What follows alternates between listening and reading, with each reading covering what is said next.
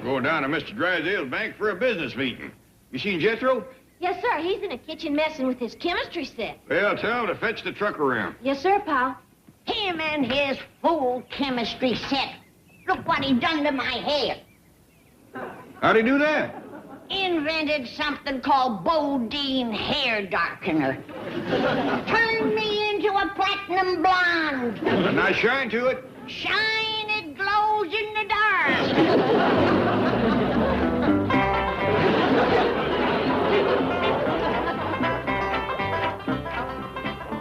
Jethro, how won't you? Right in the middle of a great experiment. If this works. It works! I've done it! Done what? Invented purple orange juice. I'm gonna make a fortune. How? How? When somebody comes along and needs purple orange juice, they's gonna have to deal with me. Granny's gonna turn purple when she sees this mess. Pa wants you to drive him down to the bank. Hot dog. That'll give me a chance to show him my greatest discovery of all. What's that? Something scientists have been trying to find for years. Where'd you get it? I didn't get it. I invented it. This peel can turn water into gasoline. All us great scientists gets laughed at. That don't bother us none. Someday you'll be proud to say that you was my lab assistant. Oh, well, what does the lab assistant do? Cleans up a mess. How's it going, Miss Hathaway? Everything ready? Right, Chief. Vintage champagne, chilled to perfection, imported caviar. Oh, good. You know, Mrs. Sebastian is used to the best. What a man. Sponge king, shipping magnate. You got the expensive caviar, I hope. $10 an ounce. $10 an ounce? That's impossible. Oh, see for yourself. 10 ounces, $100. You left one in there. No, I didn't. All right, but let's leave the can around so Sebastian can see it. That will hardly impress a man like Mr. Lucas Sebastian. He is purported to be a billionaire.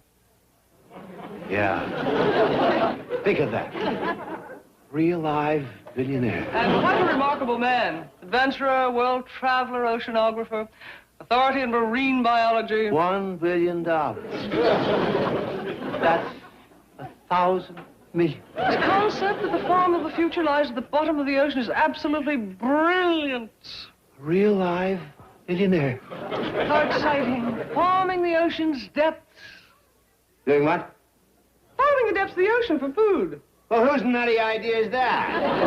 Mr. Sebastian. Oh, brilliant, brilliant. You mean you didn't ask why he wants to organize a syndicate? Look, when you get a chance to hook up with a man like Lucas Sebastian, you don't go asking foolish questions. Everything that man touches turns to gold.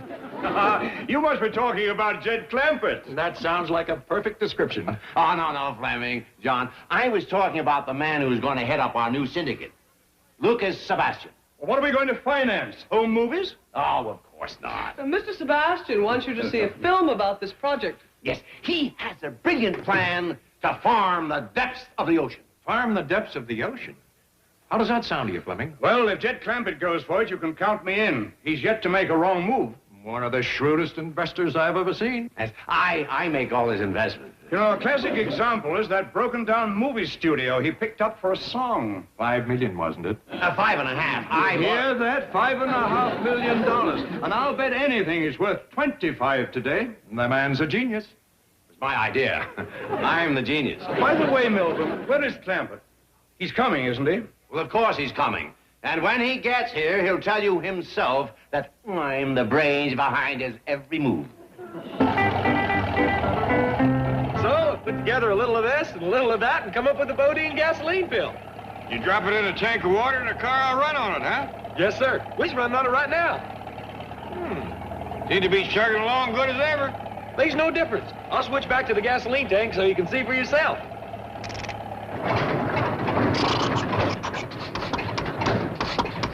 Don't seem to be running as good on gas as it did on your water.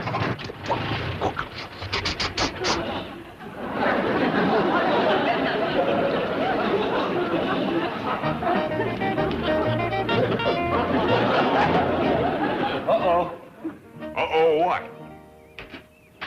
Got the the valve in backwards. We've been running on gas. Right now, he's running on water. Right now, we ain't running. I'll switch back to gas.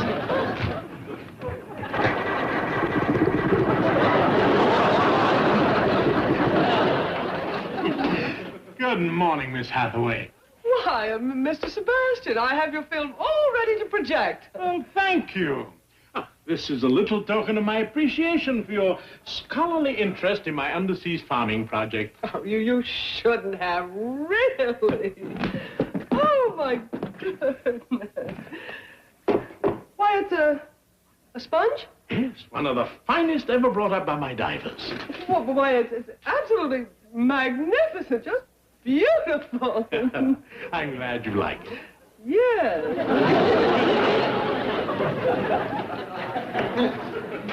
Gentlemen, Mr. Lucas Sebastian. Mr. Sebastian, welcome, welcome. I'm Milburn Drysdale. This is a great honor, a great pleasure. How do you do, sir? You know, meeting you is a privilege I've been looking forward to for many years, and I'd like to present Mr. Fleming Pendleton and Mr. John Canada. Mr. Drysdale, my hand. What about it? I'd like it back.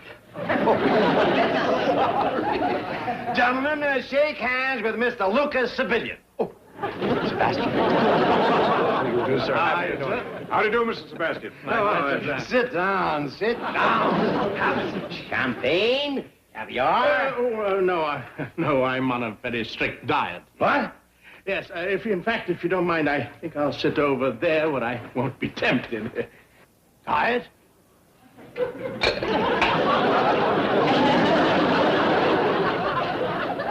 Take this caviar back to the store and get my $100. But the can has been opened. Solder it up.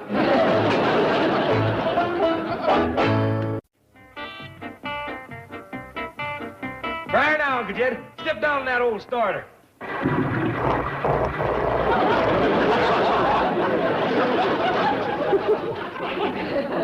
Still full of bodine gasoline, huh? But I'll get it running. Well, I better commence walking. I'm late now. Hey, no, Uncle Jed. I promised I'd get you to the bank on this truck, and I'm gonna do it. How? You steer, I'll push.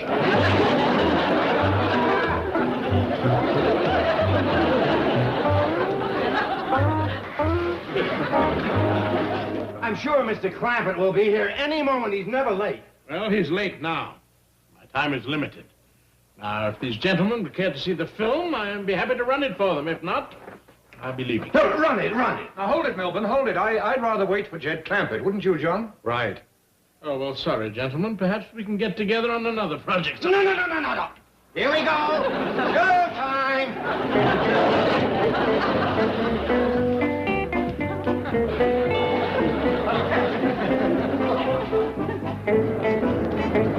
Take it easy, Jethro. Not so fast.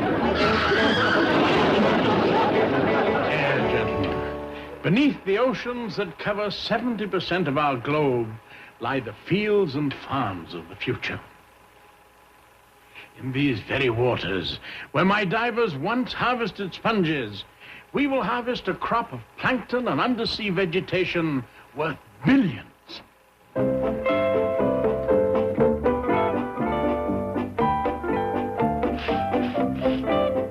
Well, gentlemen, the purpose of this syndicate is to develop and build the heavy equipment necessary for submarine harvesting on a commercially practical scale. I think we can do it on a piddling 100 million. What do you say? They're in. Hi, gentlemen. Well, we'd like to caucus for a moment in the outer office. Oh, well, please be brief. I'm due at my club in 10 minutes. Won't be a moment.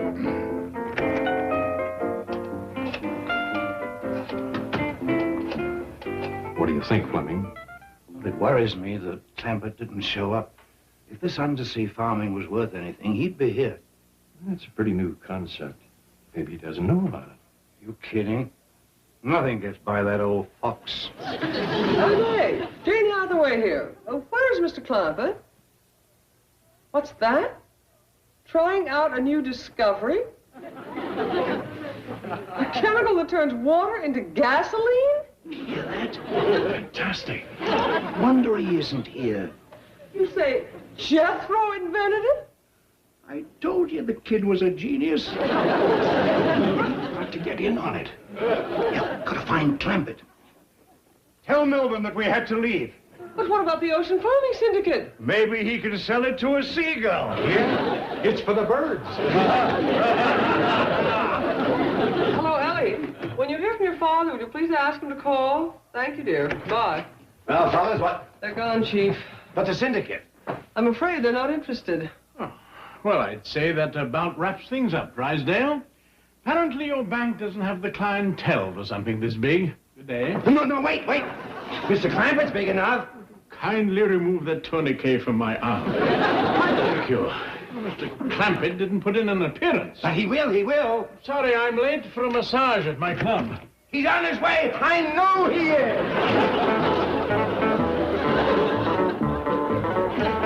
Recommend slow down, Jethro. I gotta make a turn at the next corner. Jethro, I say slow down.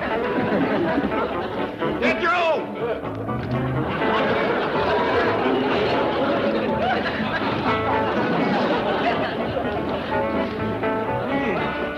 Must have lost him on that last hill.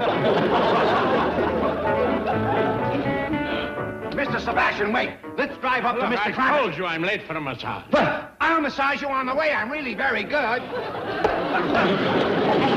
find him and bring him over to the club. You'll like him. He's a wonderful man. Miss Hathaway? Mr. Clampett, where have you been? Everyone's looking for you. Well, I had a little inventor trouble. Is the syndicate meeting over? Yes, but there's still time for you to get together with Mr. Sebastian, and it's very important that you do. How come? Well, he has a brilliant new plan for producing food. Is he a farmer? In a sense, but I'll let him explain it to you. I'll have Jethro rush you right over to the Oxford Club. Well, Jethro's might tuckered out. He just pushed a truck 4 miles at a dead run. Whereabouts is this Oxford Club? Well, actually, it's just up Wilshire a couple of blocks. Oh, shucks, I'll walk over. Well, you'll find Mr. Sebastian in the massage room. I do hope you'll see your way clear to help make his dream a reality. Well, I'll do the best I can. I'm sorry about missing the meeting. Jethro done the best he could. All's well that ends well. Oh, Joe! Take it easy. Have a heart. Oh. I'm sorry, Mr. Sebastian. You told me not to show you any mercy till the last of those 20 pounds were gone. Yeah, but Joe, I've been doing my best. I've been starving myself for 3 days. Don't give me that. I heard about those donuts this morning. Oh? Who informed on me? I just happened to date the waitress at the coffee shop. Give him a $10 tip. Oh. And you promised me a $100 tip if we got rid of those pounds by tonight. And I'm gonna do it. Yeah, but Joe, just let me rest for a couple of minutes, eh? Well, okay, just for a couple, though. And then I'm gonna beat you, bake you, boil you, steam you, and fry you until those pounds come off. All right, it's a deal. Just let me have 40 winks.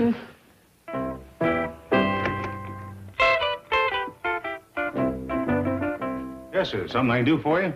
Well, howdy. My name is Jed Clampett. I'm looking for Mr. Sebastian. Is he here? Yeah, but he's asleep right now. Down here in the basement? Right over there on the table. Does he sleep here a lot? Whenever I let him. Well, maybe I better go and come back another time. Was he expecting you? Well, I kind of think he's hoping I'll drop by. Well, maybe I better let him know you're here then. Well, no, I wouldn't. Oh, that's all right. I was going to wake him up to work him over anyway.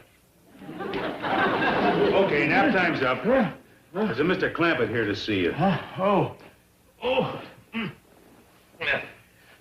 Oh, how do you do, Mr. Clampett? Howdy, Mr. Sebastian. I'll shower and get dressed. Oh, no, you don't. You're going to stay right here. You paid for those donuts. Now, here, hold on. No. He's right, Mr. Clampett. I ate those donuts, and this is the only way I can pay the price. Well, let me pay. Oh. Well, it's better than getting beat up. You don't understand, Mr. Clampett. I just have to learn how to keep away from food. Well, you starved. I have been starving. 3 days. By doggies, Mr. Sebastian. I got to admire your pride. Pound away, Joe.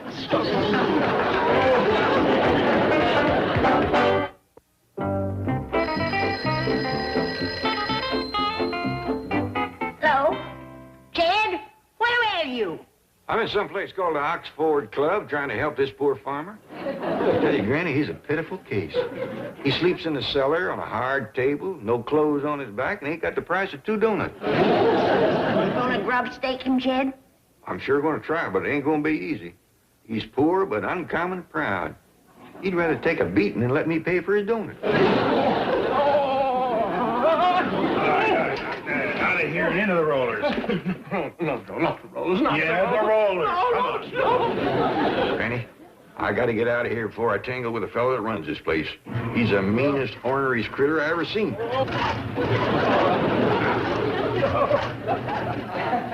Poor Mr. Sebastian can't pay him the money he owes, and dogged if this rascal ain't determined to squeeze it out of his hide.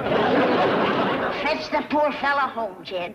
Leastways, we can give him bed and board. Okay, into the sweat box. Oh, no, Joe, no. No, not the torture chamber. Joe, let me ride the bicycle. In the box. No,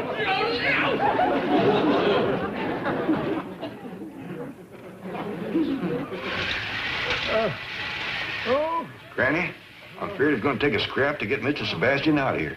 That fella Joe done took the wheel off his bicycle.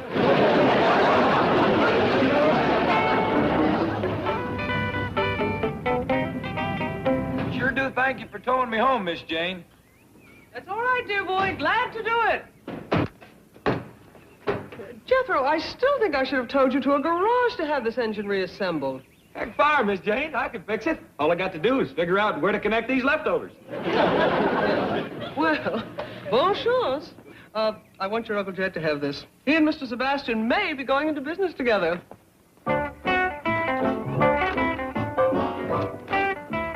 Good thing I graduated 6th grade. I hate to tackle this without education.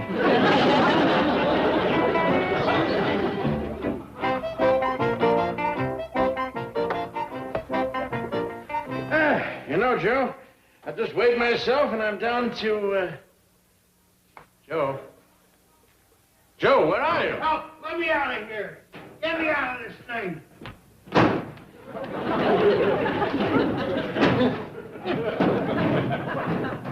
Well, what happened to you, Joe? Well, you remember when I let you out of the steam cabinet there and you kind of staggered into the shower room? Yes? Well, Mr. Clampett came over and gave me a $20 bill. Asked me if that would satisfy me. I thought he wanted a massage. So I said, take off your clothes and I'll work you over. And? Well, that's the last thing I remember till I woke up in here. You know, Joe, I'm beginning to wonder if I should accept Mr. Clampett's invitation to dinner. What is it, Granny? According to Miss Jane, it's something that Mr. Sebastian grows on his farm. And a prize one, too. When's it gonna be done? I don't know, child. I've been stewing it for better than an hour. And it still ain't tender. Sure does smell good. Well, I put in a little piece of salt pork for seasoning. Let's just let it simmer there. You come and help me pick some dandelion greens to go with it.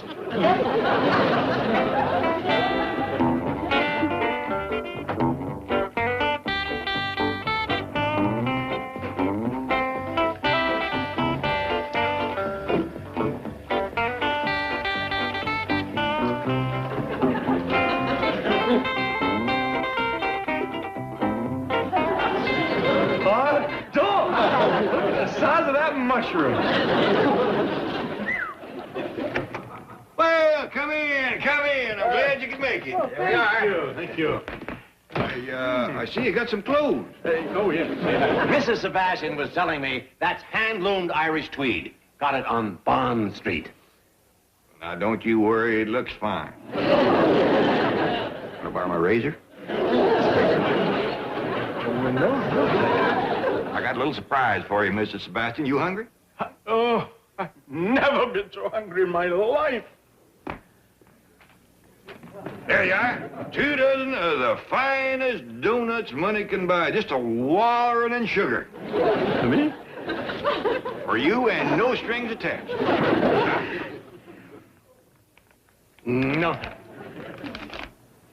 Proudest man I ever seen. Well, I reckon it would have took the edge off of Granny's victuals anyhow. I'm sure she's got something wonderful cooking.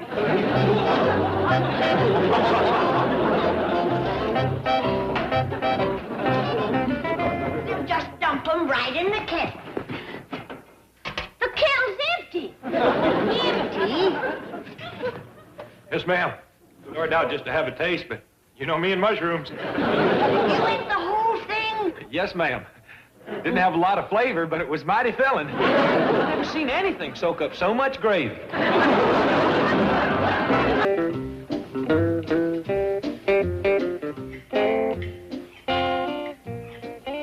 Uncle Jed? Yeah, boy? I need to talk to you. I got trouble. What kind of trouble? Girl trouble. What kind of girl trouble? The worst kind. I ain't got one. Oh, let's sit down, boy. What you hiding behind you there? This is a picture of you when you was my age. What you doing with that? Well, I was hoping it'd jog your memory a mite. Granny says when this picture was took, you was a lady killer or a cash cab.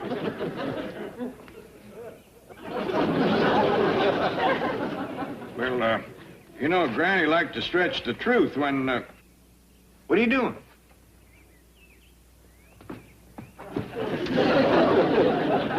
Notice the resemblance? What do you want, boy? I want some advice on how to get girls. Well, I ain't the one to give you that. I wasn't a lady killer at Cass County. You wasn't? No, there's plenty of fellas had me backed off. There was, well, let me see now. There was, Now, you take go. What do you want to know, boy? I want to know just exactly how you went about getting a girl. Well, as I recollect, I done my best girl getting on Saturday afternoons. Yes, sir. Used to get all slicked up and go into town and stake out a good spot in front of the general store and go to whittling. Whittling? Yep. On a long piece of soft pine, just about like that. Of course, out of the corner of my eye, I was watching the girls. I see. Right now, let me warn you about something. You got to keep half your mind on your watching and half on your whittling. A little too much of one or the other, and you're liable to lose a girl or a finger. Well, now, I didn't do none of my fancy whittling until I seen a pretty girl come along. Then I would peel off about a foot and a half. I'd peel off about a foot and a half curler, so thin. I'd peel off about a foot and a half curler. You got to remember that I ain't done much girl getting whittling for a number of years. And then what happened, Uncle Jed? Then I'd show her a few of my fancy mumbly peg throws, like my 3.5 off the wrist, or my side spinner off the ear, nose winder. And while I was doing that, I'd mention the barn dance that night, and before you know it, we was acquainted. Hot dog!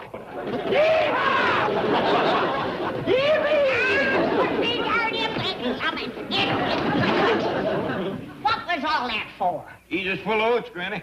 I declare that boy'll eat anything. He ain't been eating them, he just feels them. Uh-oh. Huh? Jethro says you told him how to get a girl. Yep.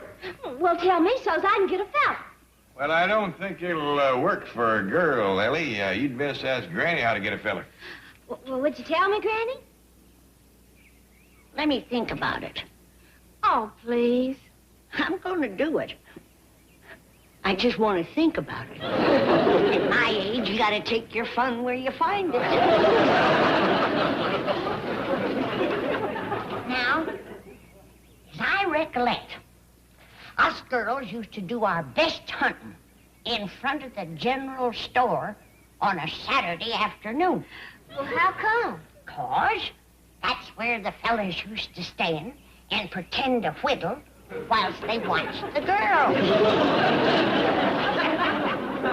Granny, I ain't never seen fellas whittling in front of stores in Beverly Hills.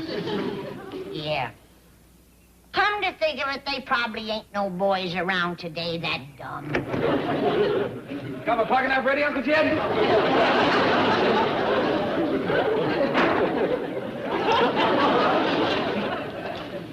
Uncle Jed, I got plenty of that soft whittling wood you told me to get. Yeah, now listen, boy, I got some more to tell you. Shucks, Uncle Jed, you done told me all I need to know. If I go to peeling off them long curls, I got it made. I'm gonna be the lady killer of Beverly Hills.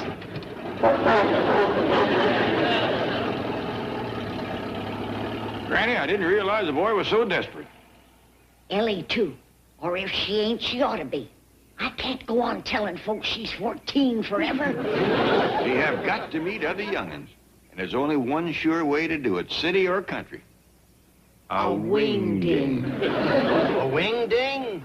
That's what Mr. Clampett said he wanted, the biggest wingding in town. Well, don't stand there. Go out and buy it for him. A wingding is a dance, a party. Oh, good. You know, I've been wanting to throw a big party for Mr. Clampett, and now that he's paying for it, let's go all out. Not to be for Mr. Clampett, it's for Ellie and Jethro, so they can meet other young people. Oh, I see. A party and a dance for young people. Okay, let's give those kids a real thrill. We'll get Guy Lombardo. Swing and Sway with Sammy Kaye. I'm afraid not. I got it. Clyde McCoy. Chief, young people today just aren't dancing to those groups anymore. Oh, what's the matter with these kids today? A bunch of squares? Hardly, but time marches on, vogues change. Right now, groups like the Beatles are all the rage. The who? The Beatles. They're the most popular group in the world. Why, they get as much as $100,000 for one appearance. They do? Yes. Last year alone, they made something like $14 million. Well, let's get them. For the Clampett party? No, for depositors. Getting back to the Clampett wingding. Just take care of it. Anything they want. Well, inasmuch as the Clampetts aren't acquainted out here, they've asked me to make arrangements for the music. Now, the Beatles aren't available, but there are groups who have a similar appeal. Herman and the Hermits, Freddie and the Dreamers, the Animals, the Birds. Of course, they probably aren't available on short notice either, but here are some others on my list. If I paid them 4.5% and loaned it out at 7.5%, no, make that 8. Yes? For the Clampett wingding, I may be able to get the lizards, the frogs, the termites. Well, get them. Whatever Granny wants to cook. Oh, I've been doing some figuring. And to help you land that Beatle account, I'll make that a set of dishes for each of them. I'll throw in a bowl of artificial flowers and a plastic meat platter. Gee, Chief, you've taken all the challenge out of it. Well, Jethro, glad you're back. What's the matter? You look like somebody dropped a clod in your churn. Jed, I didn't do no good at all with that whittling. You got no other way of meeting girls? Matter of fact, I have. Good. And fellers, too. I don't care nothing about them, just girls. For Ellie Mae. And there's going to be plenty of both. We're going to throw you young'uns a wingding. Thank you, Pop. I'm just ashamed not to have done it sooner. We gonna have lots of victuals and pretty girls? And music and dancing. And victuals and pretty girls? And games and prizes and stuff. And victuals and pretty girls, huh? That's our word for it, young'uns. We ain't going to put the big pot in the little one.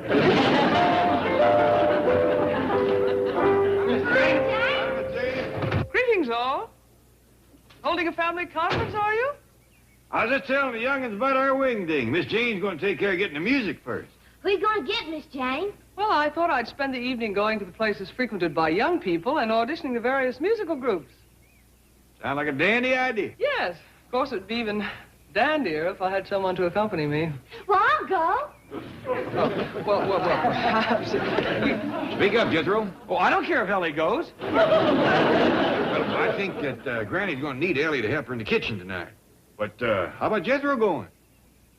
Jethro? Now, that's a thought, if you'd like to. Why, he is just squirming to go, ain't you, boy? Yeah. Splendid, Jethro. I'll pick you up early. That will give us time to catch the lizards, the frogs, the termites, and possibly even the moles. Thanks, Miss Jane, but you just worry about the music. Granny will take care of the victuals. Yes. Well, au revoir.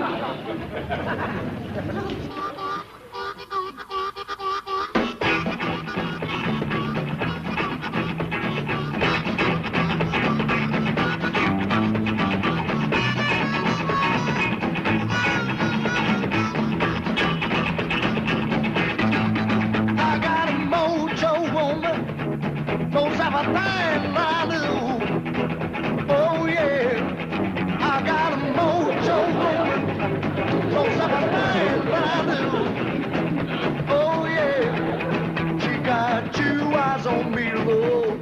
got two eyes on you.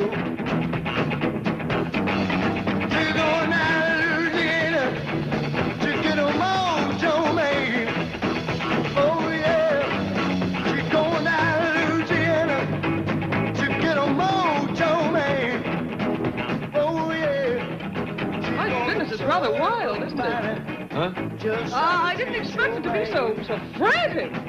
What'd you say? I hardly think this is suitable to our needs. It's too savage, too primitive. It just won't do. It just grabs it, doesn't it?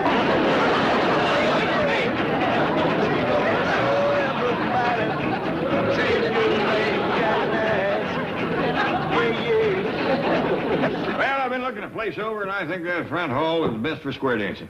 Too bad we ain't got a barn. Well, once we get it full of corn shucks and hay bales and pumpkins, one thing and another, that front hall's gonna look pretty good. Well, I sure hope Jethro and Miss Jane find some good music tonight. Hey, well, where'd they go, Granny?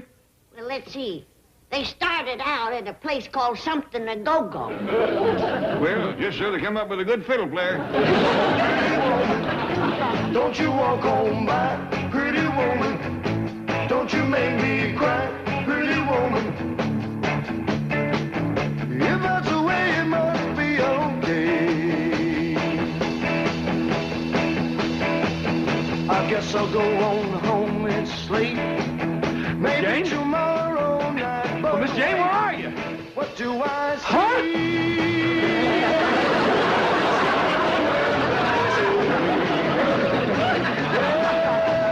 Is he coming back to me? Oh, pretty woman.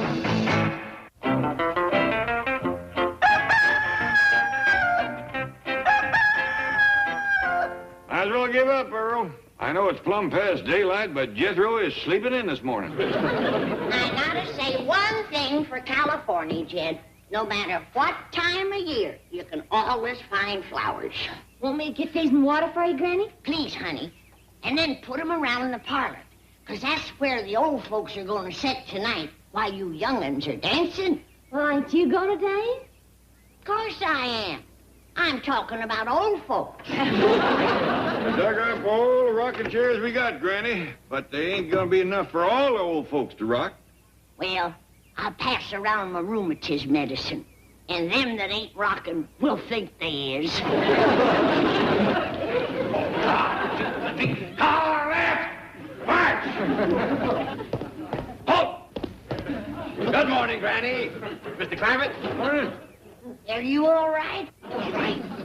Do you know what time I got up this morning? 6 o'clock.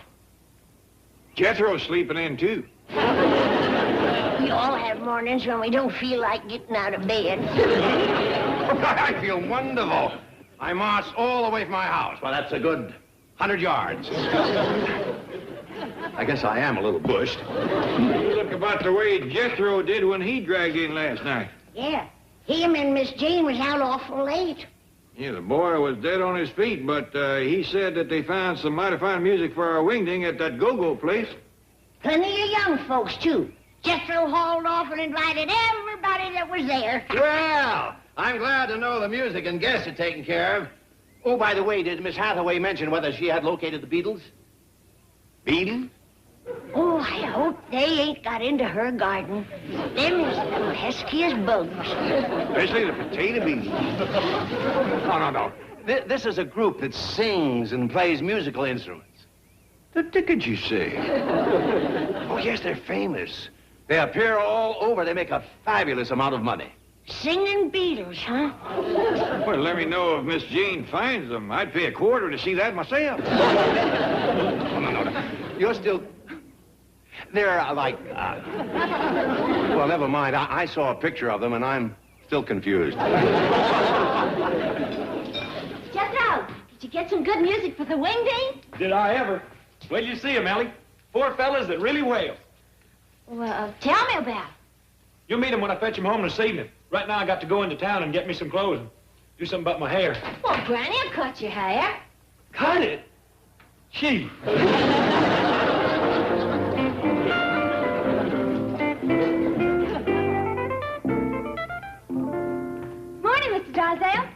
morning, Ellie. Let me get you a cup of coffee. Oh, thank you.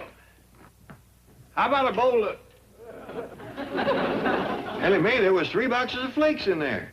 Well, Jethro just finished breakfast. Well, glad the boy's up. We can go out and get the decorations. Jethro's gone to town, Pa. Said he'd be back this evening. This evening? Why, we ain't gonna have time to fetch the trimmings for the hall. Well, let me take care of that for you, Mr. Clampett. Well, can you get hay and corn and pumpkins and such? Anything you want. I'll have it brought in by the truckload. I'd like some autumn leaves, if it don't cost too much. Hang the cost. I enjoy spending money on my friends, especially when they can afford it.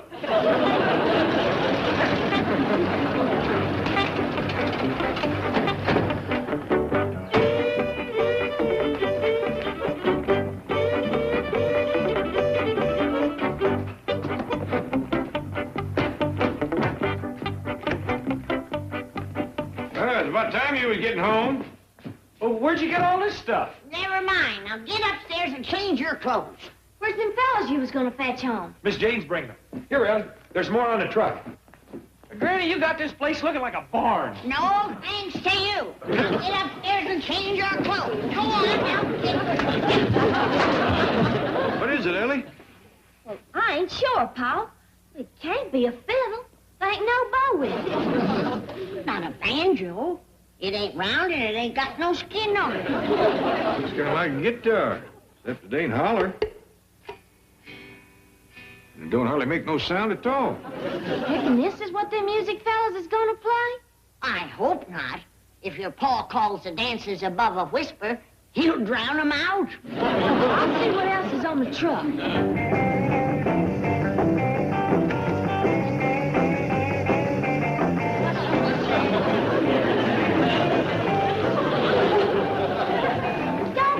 Jethro. What's the matter? Well, he said Miss Jane was fetching fellas. She just drove up with a whole carload of girls.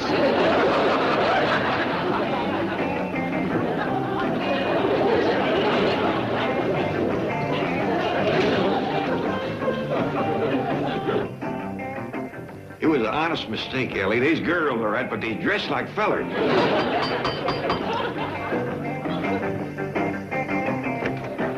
Mr. Clampett, your winged musicians are here. Hey, howdy, young fellas.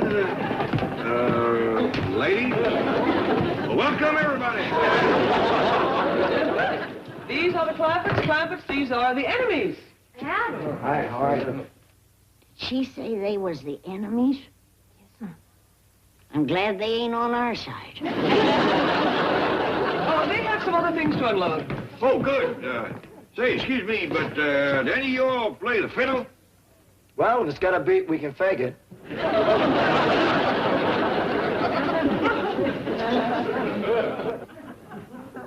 What do you make of it, Jed? Jethro's got some explaining to do. What about? How about this, huh? Boy, have you looked in the mirror? Why? Is my wig on crooked? Your head's on crook. Why'd you get yourself up like that? Well, this is the way all the fellas looks now. Heck far, Pa. I ain't gonna have no fun tonight if all the fellas look like girls. Well, cheer up, Ellie. It might be some sport just sorting them out.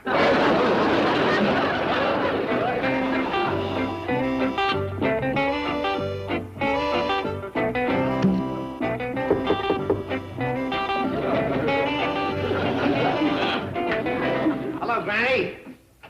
I wanted to get by earlier. How's the wingding? Are the young people dancing? No! They're twitching and jumping like a bunch of worms on a hot rock. No wonder they got long hair. They can't stand still long enough to get it cut. I hope Mr. Clampett isn't too upset. No. Jed's finally got him quieting down. He's trying to learn him to square dance. Wonderful. Let's go see how he's doing. Right hand, your partner. Left hand.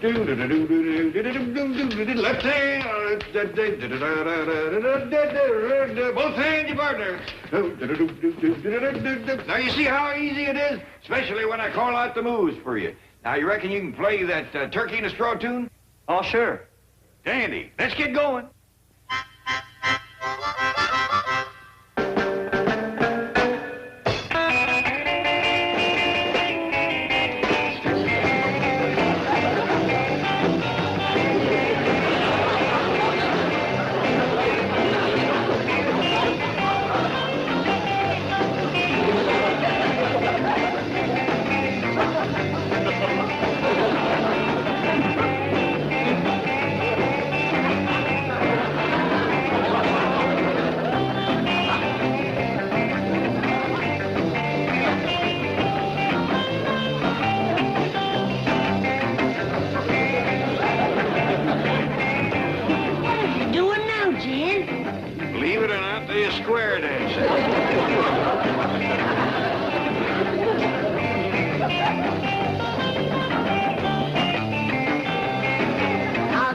parlor with a jug and a rocker.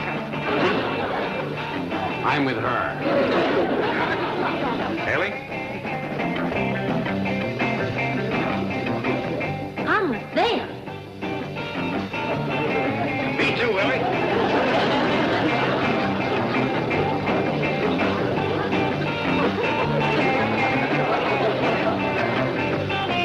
Where's presentation? Viacom.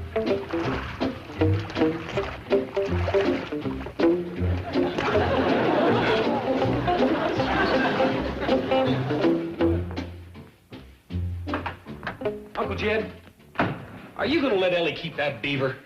Why? Because that rascal took all of my firewood and built a dam across a cement pond. Well, afraid that's the nature of the critter. But Granny wanted me to start a fire under her kettle out back so she could cook applesauce. But now the firewood's wet. Trying to think Granny's changed her mind. I just seen her coming out of her room and she was all gussied up to a fairly well. Bet she's fixing to see Mr. Farquhar. She has kind of perked up since he come to town. Jethro, did you get the fire going under my applesauce kettle? No, ma'am. Well, get out and get at it. But, Granny, the wood's wet. Well, build a fire and dry it out. Hey, that's a good idea. Thank you. I declare, Jed, that boy. Hey, Granny, if the wood's wet, how can I start a... Granny, you're mighty fancied up for applesauce making, ain't you? Well, the smell of it cooking generally brings a neighbor or two. Like Mr. Farquhar? Who? Mr. Drydale Paul. Oh. Oh, the old gentleman from Boston. Is he still visiting next door? I reckon he is, seeing as how we only got here yesterday. Uh-huh. Warm up your coffee? Thank you. He seems to be a gentleman of high quality. Who's that? Farquhar? You still talking about him? Well, I was, but I can change the subject. I see by the news that we're having an unusual warm spell. Weatherman says it might last through the week. I hear he's a widower. Who's that? Hello. Mr. Farquhar, whatever his name is. That's it. Low Redlings Farquhar. That's a grand name, isn't it? I suppose so. So we're in for a warm spell, are we? That's what the weatherman says. Matter of fact, Ellie Mae's in swimming. I bet he ain't used to it being so warm. Mr. Farquhar? Now, there you go again. Just can't stay on one subject, can you?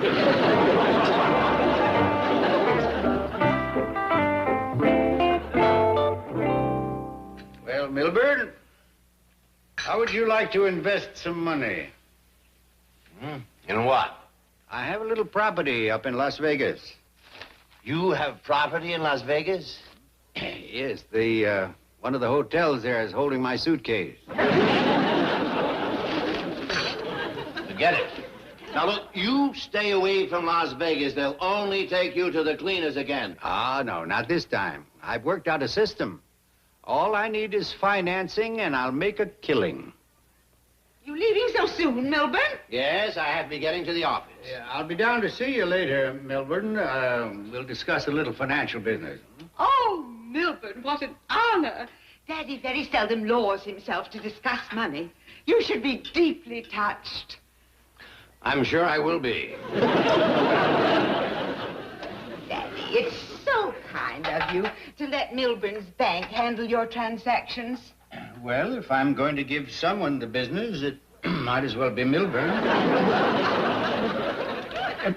Margaret, what is it? Do you smell smoke? Yes. Oh, it's those dreadful Clampetts.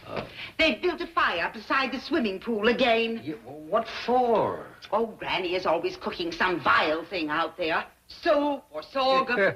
$50 million and she makes her own soap? They don't spend their money. Have you noticed Ellie Mae?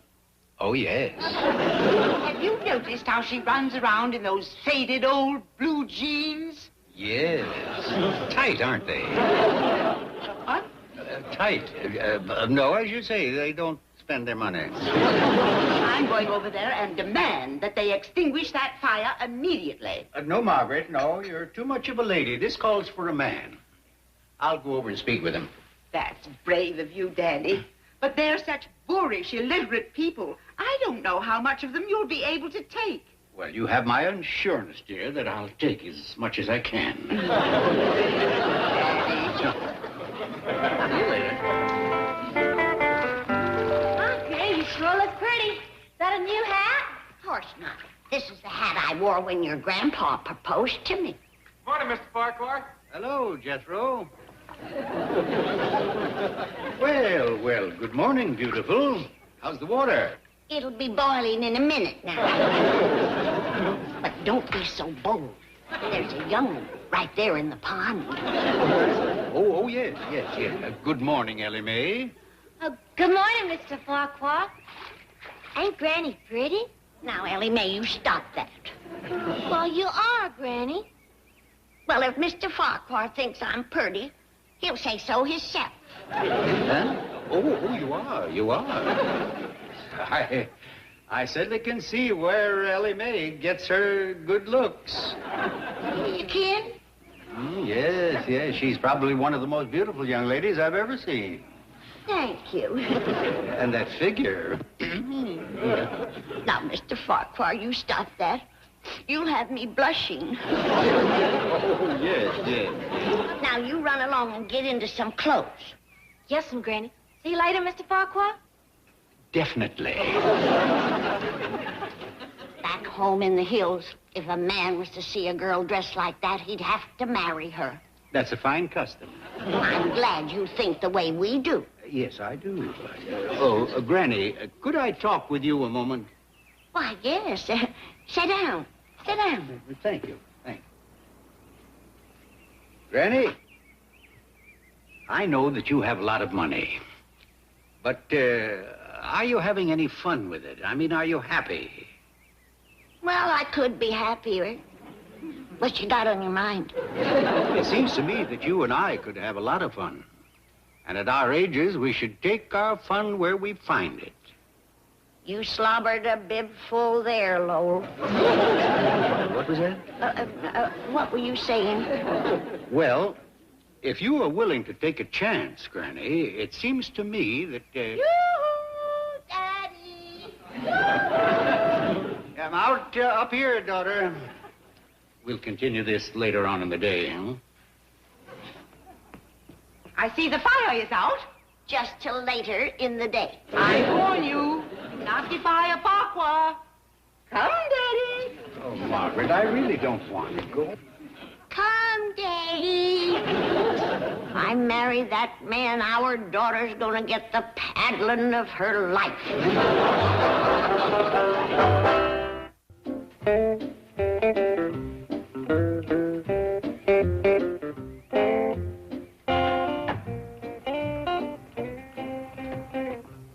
How long you aim to sit here with this gun?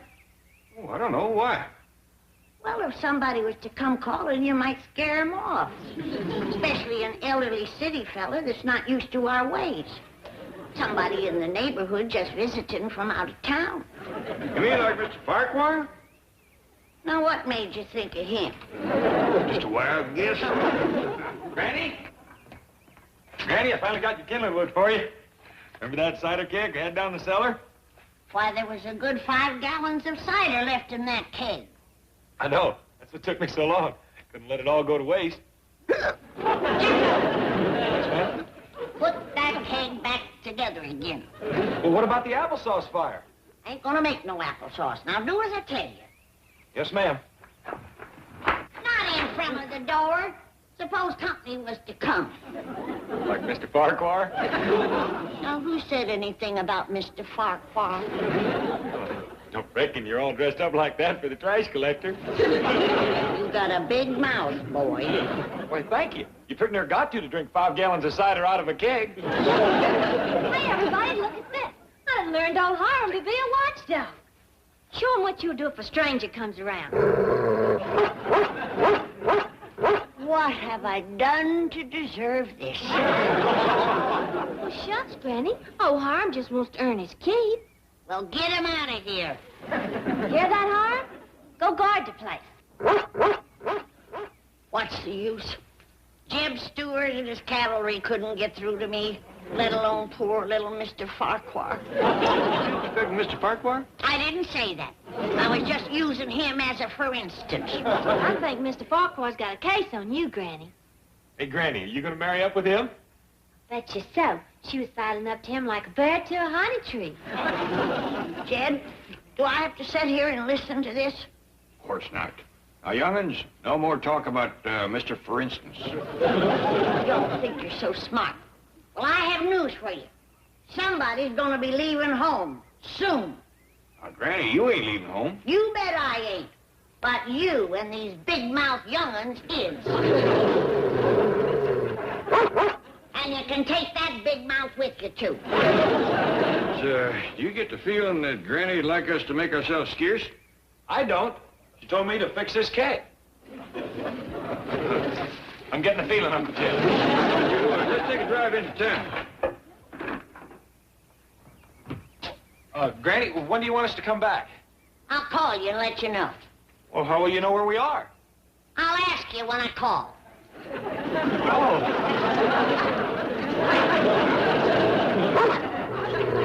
You go with them. You want to tangle with me?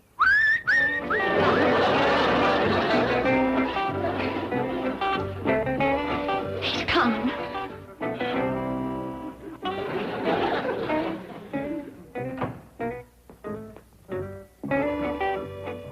Oh, I look awful. Land sakes, it's still got gravy in it.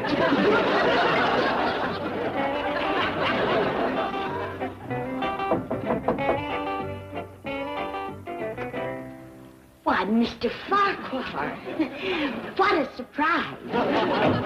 Oh, well, should I have phoned first? Well, if I knowed you was coming, I'd have fixed up a bit. Nonsense, you look fine. Would you like some coffee? Do you have any tea? Any kind you can say. Sassafras, horse mint, alfalfa. I'm afraid I'm not familiar with those. I'll throw together my special mix for you. Fine, fine. Where is the rest of the family? Who knows? Out gallivanting as usual. And you're here all alone, huh? Oh, I get used to being lonely. Your family kind of loses interest in you when you're over 50.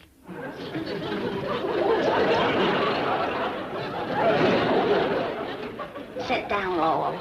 Oh, thank you, Granny. Call me Daisy.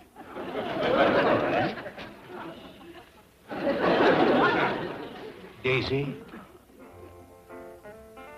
I realize we only met yesterday. This is going to seem awfully sudden. It might not. Try me. But I sensed immediately that you and I were birds of a feather, both looking for a little excitement in the autumn of our lives. I hear you talking. Are you like me, not afraid to take a chance, to gamble a little? Heck, Fire Lowell, at our age, every day's a gamble. I figure if I wake up in the morning, I'm a winner. That's the spirit. Daisy, I have a proposal to make. Yes, Lowell. You and I could become partners. Yes? Put our fortunes together. Yes? Go up to Las Vegas. Yes? Daddy, let him finish. Oh, don't tell me you're fraternizing. Oh, Margaret, He's been a perfect gentleman. Daddy, come home at once. But I was invited to have tea. We can have tea at home. You gonna let her drag you off like this? Well, I'm her guest, living under her roof. Daddy! We'll continue our discussion later. Let me call you back, John. My secretary's gone and there's someone in the outer office. Right. Bye.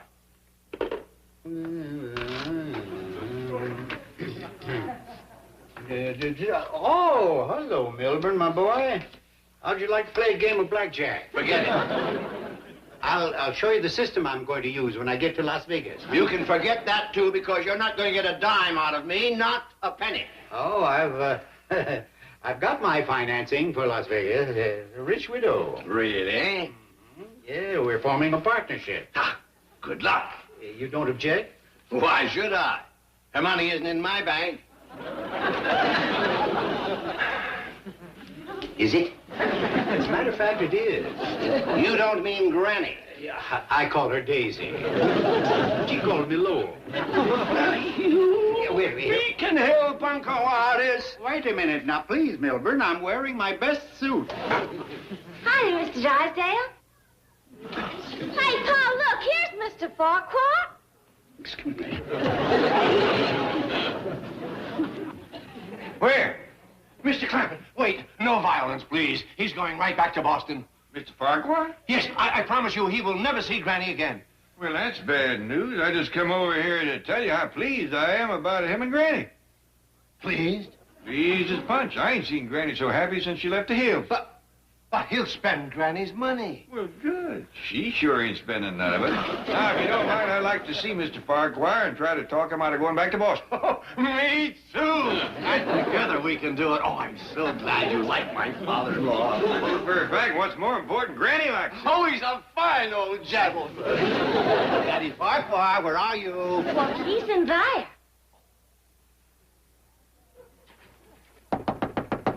Daddy Farquhar. Mr. Clampetts here to see you. Come out, you darling old man.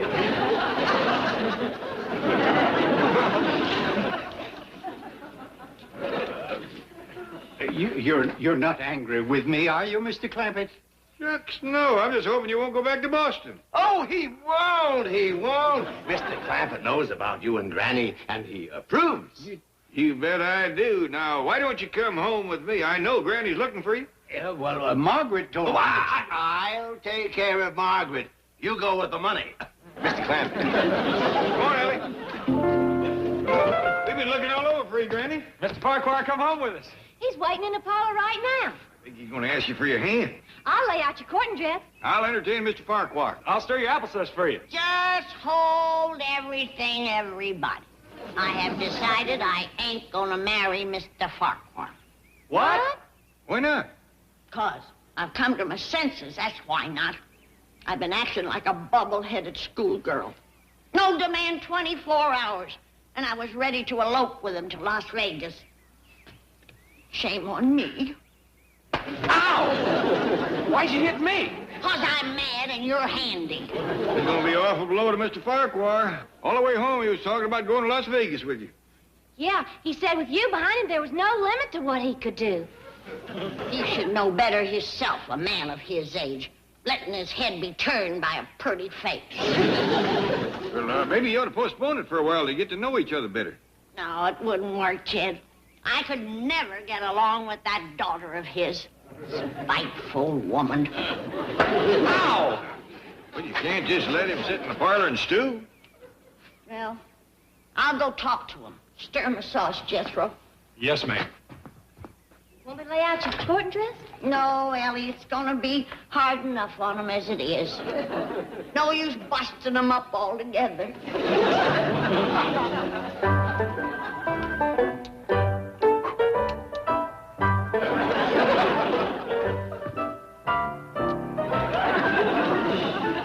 Anxious little fella.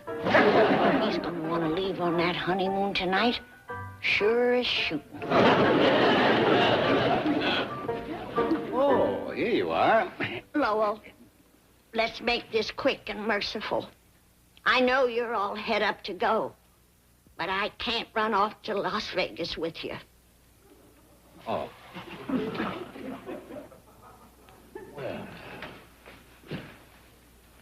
Well, then, supposing I go along without you. Go without me? And I can call you every night and tell you how I'm doing.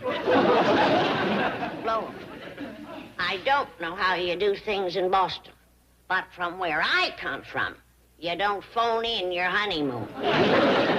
Honeymoon? Well, you didn't ask me to go to Las Vegas just to look at the scenery, did you? No, but... Well, then start explaining. Yes, I guess I'd better. Well, you see, Daisy, the last time I was in Las Vegas, I met up with a lot of bad luck, and I thought maybe that it... All the dad-blame nerve. Wanting me to put up money for his gambling. Got more cheap than a fat hog. Granny, how'd he take it? Oh, terrible, Jed. Busted his heart. Left him in there crying his eyes out. Went hard on him, huh? He's all tore up. Granny, I think he done the right thing. Just hope he don't do nothing foolish. He's awful desperate. I best go check on him.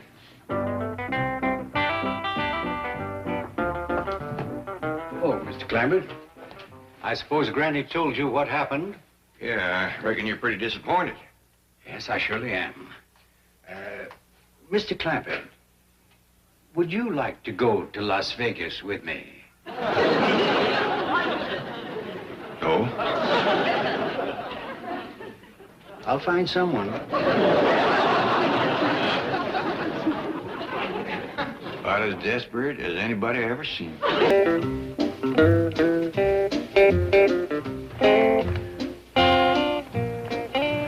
are you going in Powell's Court Derby? I'm going to pick up my sweetie, that's where. What, sweetie? Miss Drysdale's pretty new maid, Linda Curry. She is crazy mad in love with me. Ho, ho, ho. Well, she is. And when we come back to Spark and Spoon in the parlor, I'd appreciate it if you and Arnie were missing.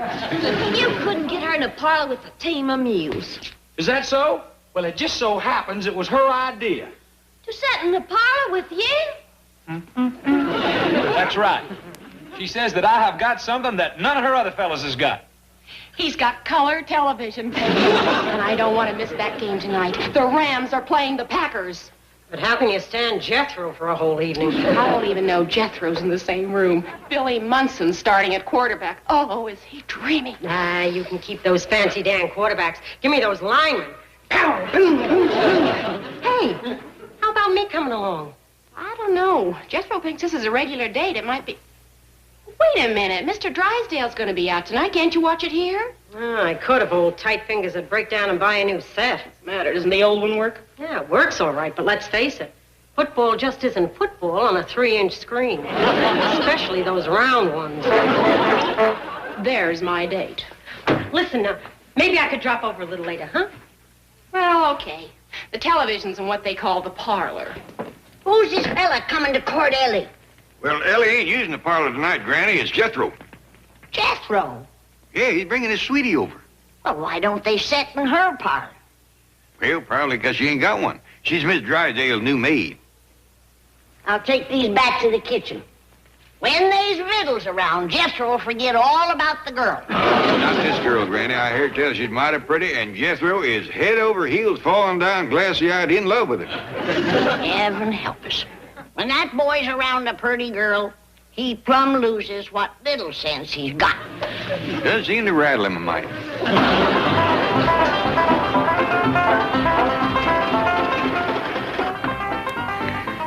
Well, here we are. Let's not waste time out here, Jethro. Lead me to that parlor. Hot dog!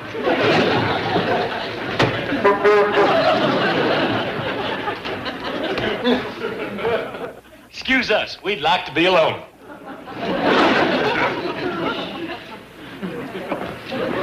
Forgot my girl. See what I mean? He just ain't to be believed. Easy now, easy. Don't drag her. It's all right. I'm in a bigger hurry than he is. Sit here, shall we? Okay.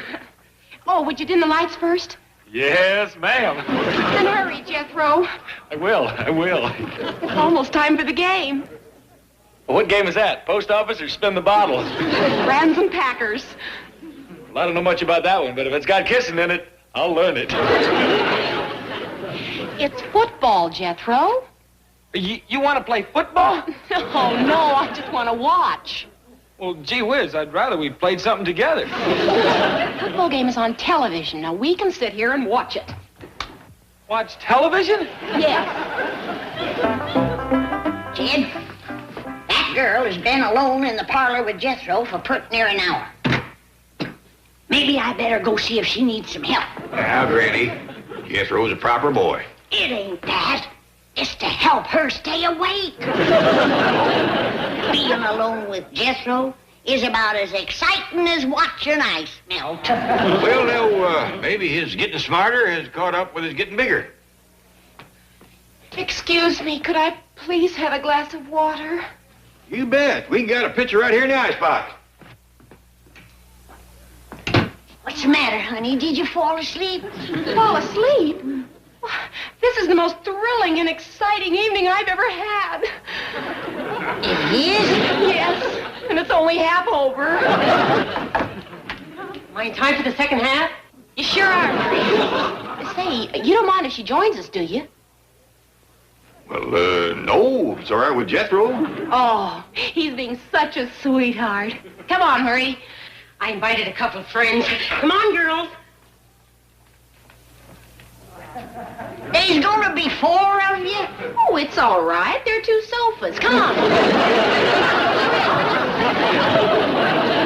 Hey, Linda, would you look over here, please? I'm fixing to do myself in. No, Jethro, don't do it.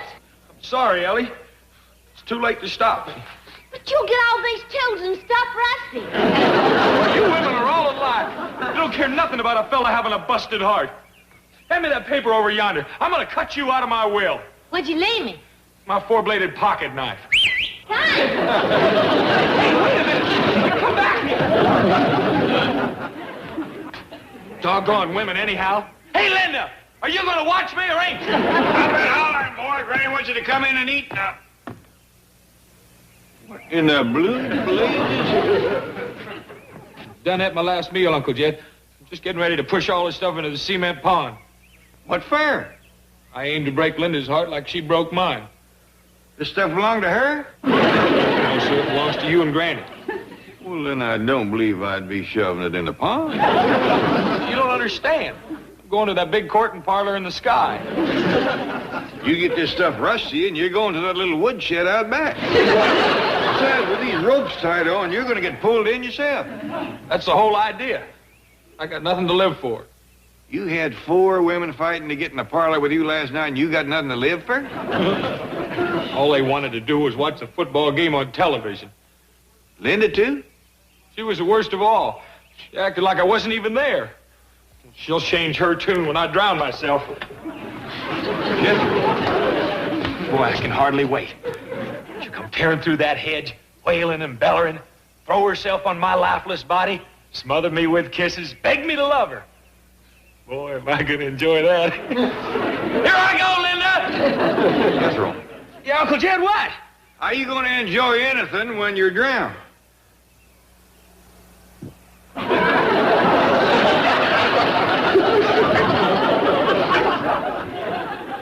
Pretty near made a mistake, didn't I?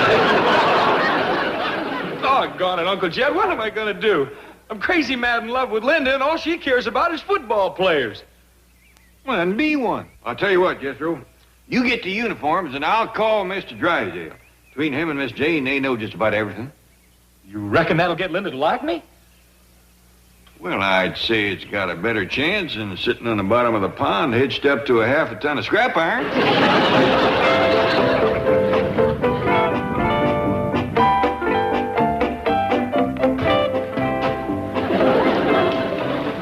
What do you suppose brought about the Clampetts' sudden interest in football? Who cares? It's a wonderful game and something they can't get back in the hills. Now, we've got to turn them into real fans. These are excellent books on the subject. Forget it.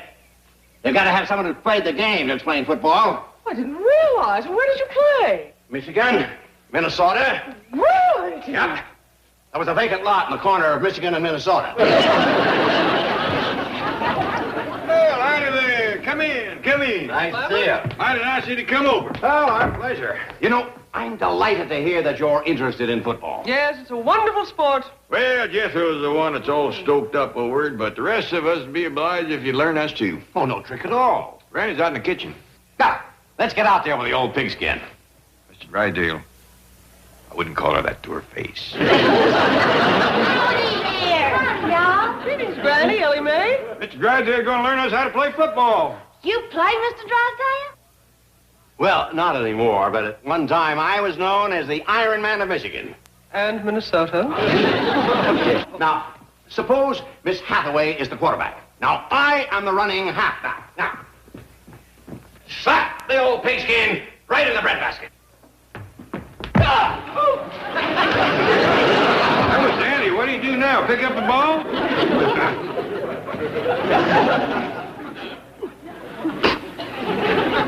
Your sacroiliac again? Yes. Get me home quick before Granny tries to doctor me. Heard you back, Mr. Drysdale? No, I walk this way to keep the rain out of my face. Mr. Drysdale. What? Do you like ice hockey? I love it, but I don't feel like playing right now. But, sir. What? There's a marvelous hockey game on television tonight. Color television. So? So I thought maybe you'd like to have a color set. They're dirt cheap right now. You make him in a 3-inch screen? No, but you can get a 21-inch for $400. 400! Oh! That fixed my back. Saved me a doctor bill. How about that color set? Do you really want one? Yes. Okay. You go right ahead and order one. Oh, Mr. Drysdale, I don't know how I'll ever repay you. $10 a week. 27, 63, 49, 27, 23, 38, 39, 42. Jethro! Yeah, Jeff, what? You have to do all that ciphering? I ain't ciphering. I'm calling signals. When I'm done, you hand me the ball. Here, you're done. You don't hand it to me like that. You pass it to me twixt your legs like I showed you.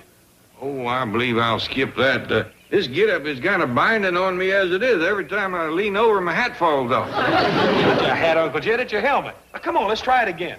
Well, here comes the rest of the team. Let's wait for them.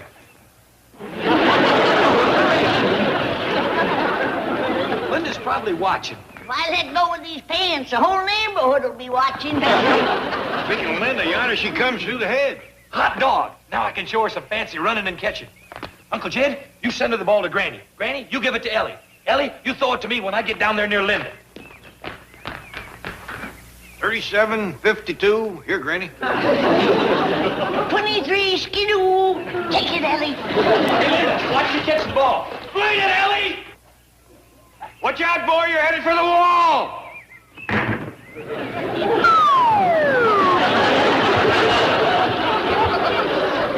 Jethro, are you all right? Huh? Well, yeah, I think so. Jethro, can I come over and see you tonight? Oh, you ain't gonna watch football on television, are you? No. No, word of honor. Okay, then you can come. Oh, thank you. By golly, the boy was right. These football uniforms sure get the women. Wait, Jed. Why don't you take a little walk around the neighborhood in yourn? Well, I'll be making fudge and popcorn anyway.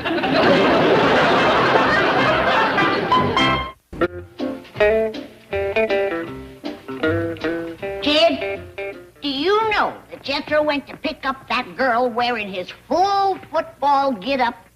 Yeah, I spoke to him about that, but it seems that the girl is uncommon fond of it, so he ain't taking no chances. What's he gonna do, wear it till he gets married? Of course not.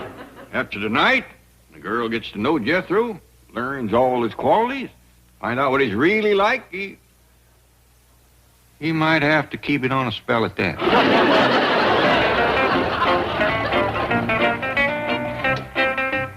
Well, here we are again. Yes. Like me in my uniform, huh? Oh, yes, Jethro. You're really something. Thank you. Before we go in the house, want to take a stroll out there on the front lawn? What have you got in mind? Well, the moon is nice and bright. You can throw me some passes. Oh, well, that's real tempting, Jethro, but let's go right into the parlor. Well, I can't show you much fancy football catching in there. Jethro, like I told you before, I'm not interested in football tonight. Awful sorry. This won't need this anyhow. No. Not tonight.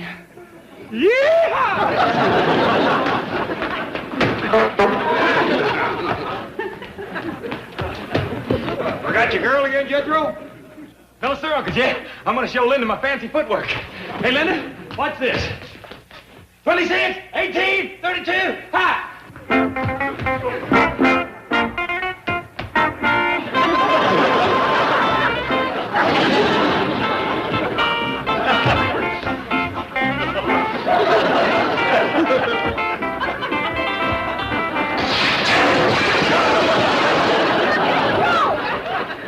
Kid, I don't care what Miss Drysdale says.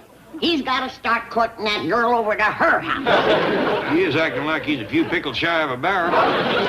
You reckon that football hat could be pressing on his brain? I don't hardly see how. Even that city girl's gonna drop him if he don't get them squirrels out of his attic. Couldn't stop and went through the window. But I didn't hurt myself, though. Isn't he marvelous? Come on, Jethro, let's get into that parlor.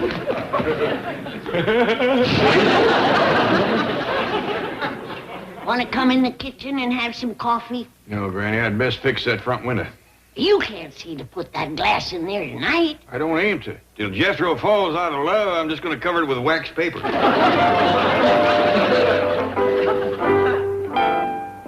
Jethro, Granny says to come to breakfast. Don't bother me, Ellie. Well, you ain't fixing to drown yourself again. Yes, I am. I'd appreciate it if you go over next door and make sure Linda's watching. Okay. Hey, wait a minute. I didn't leave that stuff to you. Then I ain't telling Linda to walk.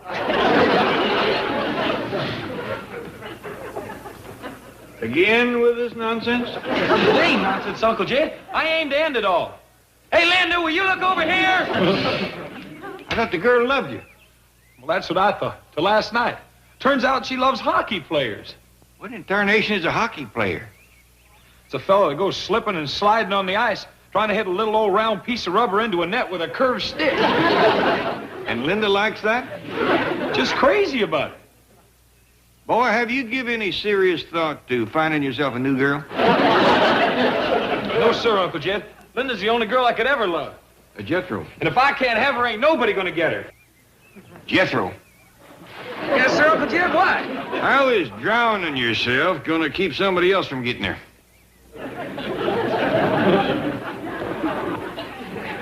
Here made another mistake, didn't I?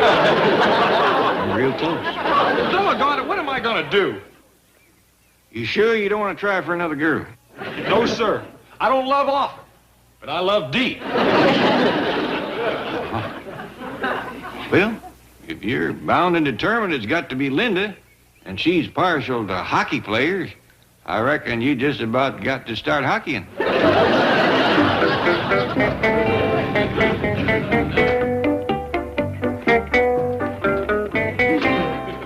What do you suppose switched the Clampetts from football to ice hockey? Perhaps it was your demonstration of football. You know, this puck would just about fit in your mouth. Oh, howdy, folks. Come in, come in. I hate to keep bothering you this way. Oh, not at all. Hockey's a fine sport. You'll like it. Well, it's for Jethro again. He's got himself a uniform. Now he needs to learn the game. Forget it, Uncle Jed. What do you mean, forget it? You want the girl to love you, don't you? Not if I have to wear this. But she could hug and kiss me like crazy, and I'd never even know it. Getting sparked in these kind of clothes. But what girl is Jethro referring to? Oh, a pretty little thing named Linda, Miss Drysdale's new maid. What's that about my new maid? Jethro is enamored of her. Oh, no, ma'am. He likes her a heap. It's her that don't care shucks about him. Really?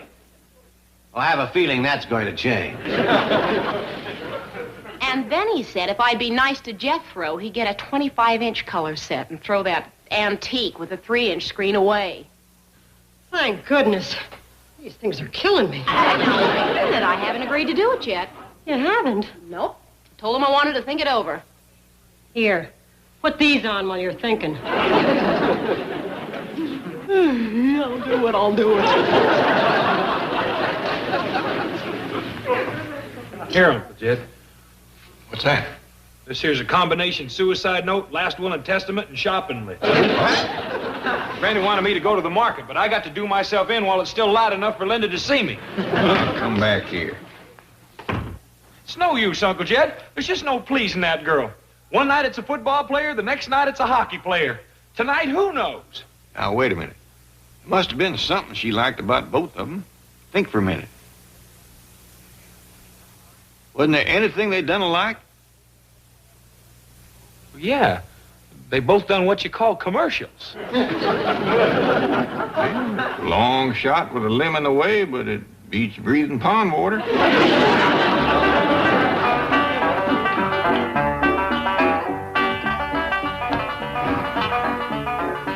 You sit down right here. I'm gonna dim the lights. Are we going to watch television? No, ma'am. Well, what have you got in mind? You'll see. Are you ready? I think so. Well, watch this.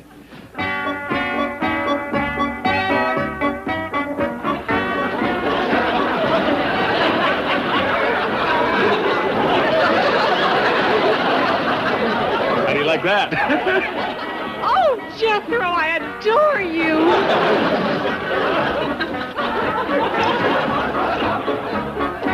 Jed, what's he doing? You wouldn't believe me if I told you. But it's working. There. It was wonderful. I'll do it again.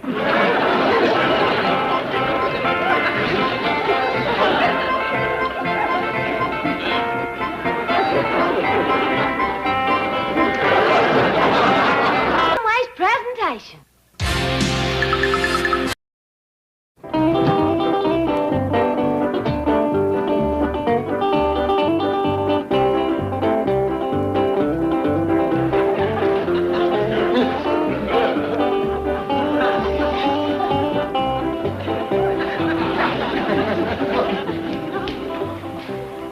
Granny? How many times have I told you it's against the law to cook moonshine in Beverly Hills? I ain't cooking moonshine.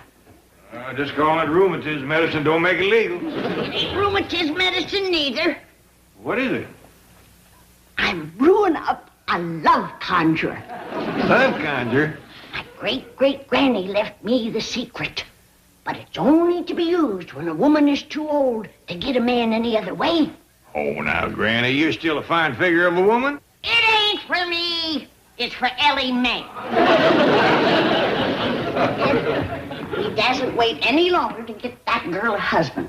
Cousin Pearl says that folks back home are beginning to talk, asking about your spinster daughter. That's back in the hills. Out here, girls seem to reach their prime might later. Now, Jed, let's not fool ourselves with city talk. You know and I know that prime is 14. Anything over that, and you're sliding downhill.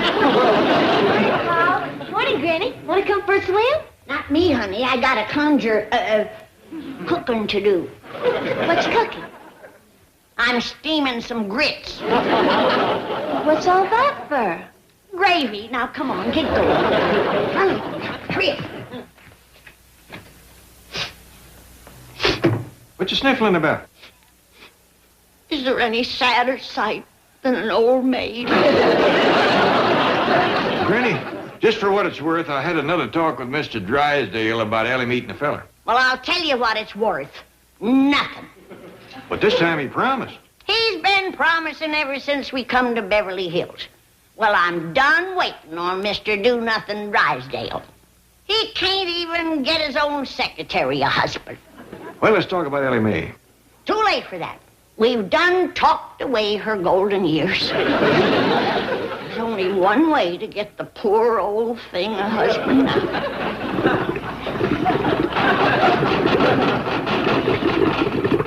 And here it comes, Jed.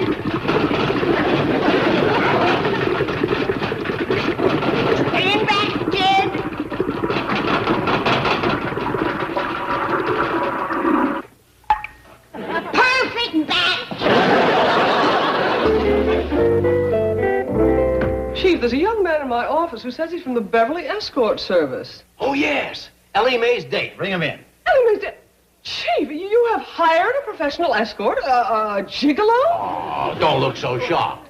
It's only a temporary arrangement to get Jed Clampett off my back. But a gigolo? Stop calling him that. He is a professional companion, a bonded employee of a reputable firm, which means he won't be after the Clampetts' money. But, Chief... Bring him in.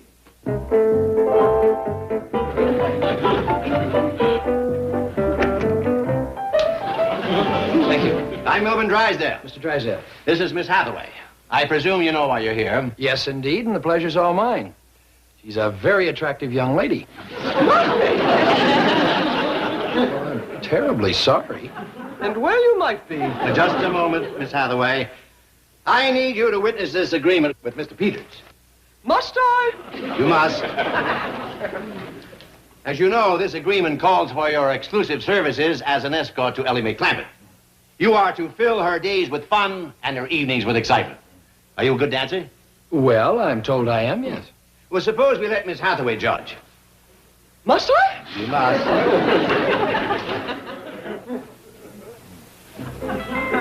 I'm sorry, I can't dance this way. Must I? You must. You know, you're a marvelous dancer. Okay, that's fine.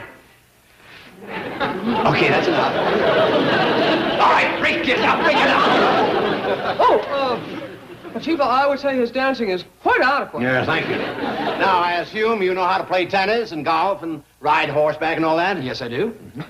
Perhaps I should take the rest of the day off and then to check him out on these... Now then, you'll proceed to the Clampett home, where you will put Plan A into operation. Plan A? Yes, a course of action so brilliantly conceived, so carefully thought out, so absolutely foolproof that the Clampetts will never suspect that you're a paid escort. That sounds great. I'd like to hear about it. And you will, as soon as Miss Hathaway comes up with it. Don't worry. If anything happens to your Plan A, I'll be ready with my Plan B. What's that? You're both fired. This is a fine mess of all the outrageous... Calmly. Adversity bars its sharpest sting from our impatience. You're quoting Bishop Horn. Mm-hmm. He's the subject of my dissertation. You're studying for a doctorate? Literature, UCLA. But this odious occupation. Well, it pays good. The hours are my own. And I meet the most fascinating people. And I am part of all I have met. Tennyson. Would you care to discuss Plan A over a cup of coffee? Discourse, the sweeter banquet of the mind. Homer?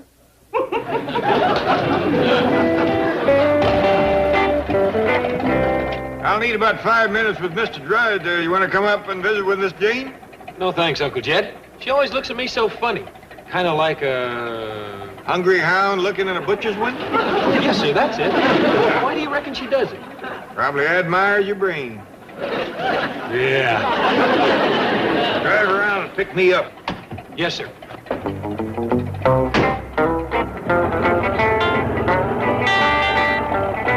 I just got to have a talk with that boy. You know, a wonderful little spot next door where we can be quite alone. Solitude cherishes great virtues and destroys little ones. D? I doggy, Granny don't have to conjure no fella for her.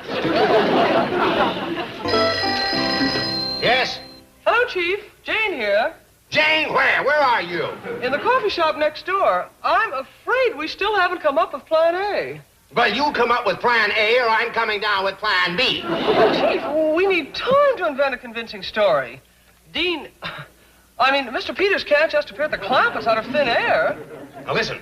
I'm paying both of you gold bricks by the hour. Now, you get back up here before... I'm busy. Sorry I bothered you. Mr. Clampett, quiet! I didn't know it was you.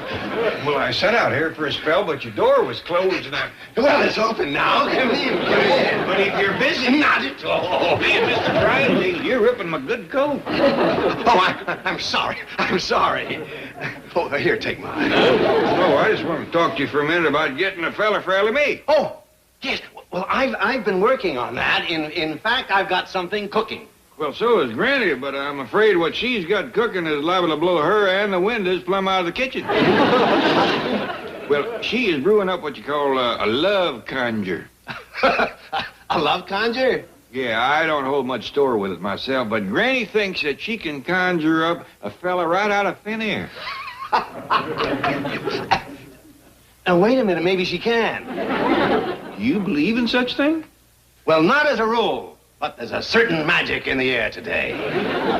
Now you go back home and... No, wait, not yet. Hide in the closet. What? Those are orders. I want to go in the closet. What? Powers not to reason why. I'm sorry, Mr. Clampett. I was looking for a needle and thread to fix your coat. Well, never mind about that, but I'd appreciate it if you keep looking for a fella.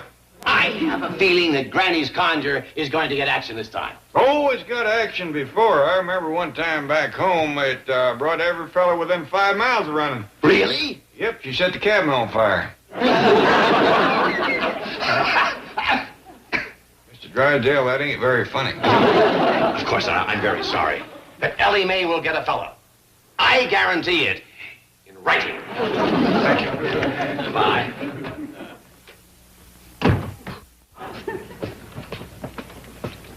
Get it to roaring real good, Jethro. When I throw my love conjure on it, I want that smoke to blow all over town. Ain't that kind of risky, Granny? Ain't no telling who that smoke will blow on. That's the chance we gotta take, Jed. You let your daughter get too old for picking and choosing. Her best years is behind her. Them's her best years. I'd hate to think what's coming up. Hush up and go split some wood.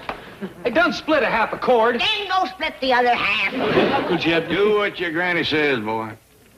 Yes, sir. Maybe things is picking up out here in Beverly Hills. Miss Jane got herself a fella. I ain't conjuring for Miss Jane. I'm conjuring for my old maid granddaughter. I aim to see her married before she's all wasted away. Ellie could waste away a good bit and still be ahead of Miss Jane. Kid, I've been working 3 days on this conjure, and I aim to throw it in that fire. I'll get dressed in your company clothes while I say my spell. I think I'll wait till you're done. I might have to do some firefighting. Magic powder, magic brew, in the fire and up the flue.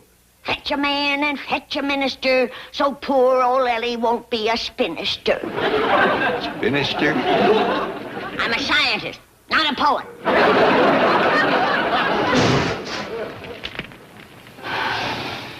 That always takes a lot out of me.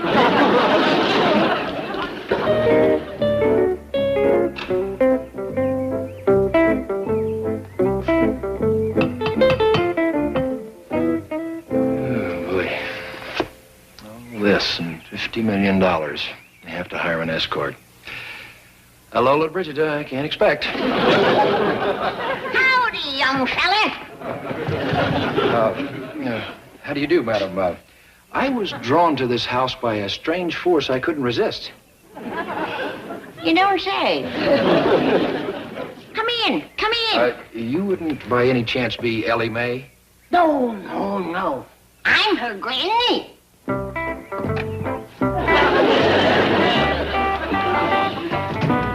Nice. Very nice. Ain't science wonderful? I beg your pardon? Oh, nothing. Now, before I let you meet my granddaughter, I gotta know all about you. Well, my name is Dean Peters. That's enough. Ellie Mae! There's a fella down here to meet you. Leave your dolls and come on down. Did you say dolls? Yes, she's a sweet young thing. Right in her prime.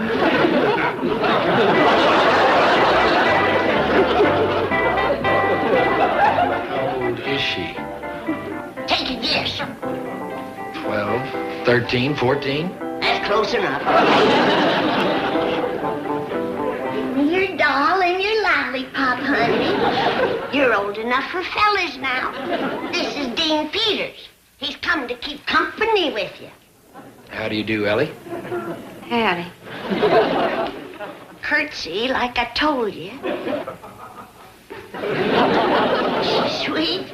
You two go on in the parlor, and I'll fetch some lemonade. Skip, honey. Granny, I feel like a darn fool. I got you a fella, didn't I? Yes, sir. You got to keep him thinking you're marrying age. Now, Skip.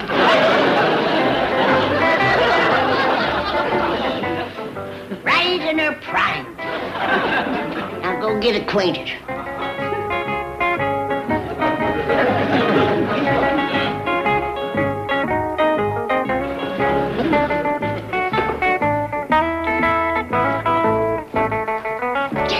Jen, wait till you see the fella I conjured for Ellie. You mean it worked? Of course. Look in the parlor.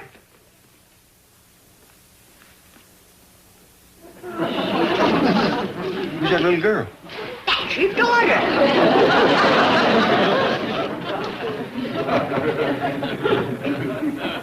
Uh-oh. I was afraid of blowing that smoke all over town. What you mean? You done conjured up Miss Jean's fella. No.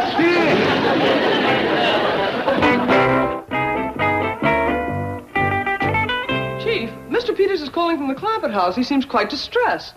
If anything's gone wrong, you're going up there and sign a written confession. I have nothing to confess. I'll write it, you sign it. Hello? Mr. Drysdale, you don't need an escort for Ellie Mae. You need a babysitter. All she wants to do is toast marshmallows and skip rope. I don't care if she wants to play jacks. Oh, really? Who won? Now, you listen to me, young fella. I'm paying you to entertain that girl, and that's what you're going to do if you have to play hide and seek. Oh, really? Well, hang up before she finds you.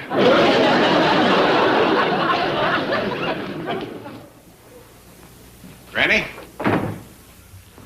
You ain't brewing up another batch of that love conjure, are you? Of course not. I'm working again time to come up with an anecdote. I don't want to steal Miss Jane's fella any more than you do. Well, couldn't you use some of your letting go powder on him?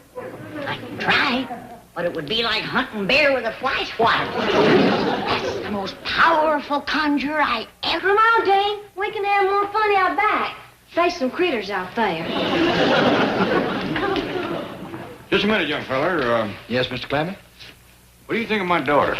Ellie? Oh, she's a wonderful girl. Lots of fun, million laughs. Not too young, huh? No, sir. She's right in her prime. You like her better than Miss Jane? Who's Miss Jane? Powder, powder, white as snow, make the conjure spell let go.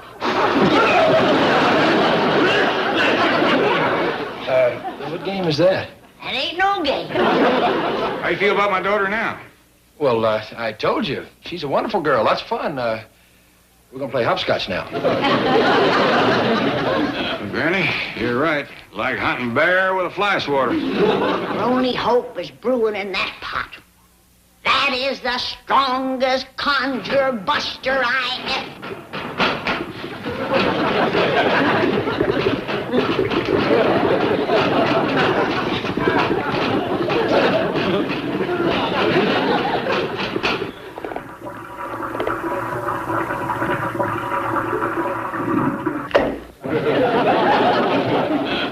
I'm sorry, Jed. I reached the outer limits of scientific knowledge. Granny, I reckon there's some things us humans just ain't meant to know. It's just as well. It could have had some terrible side effects. Well, there's only one thing we can do now, and that is find Miss Jane another fella. Yeah, but where? Well, got all the wood split.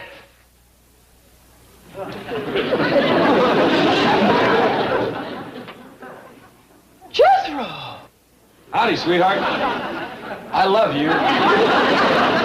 What? Prettier than these flowers and sweeter than this candy.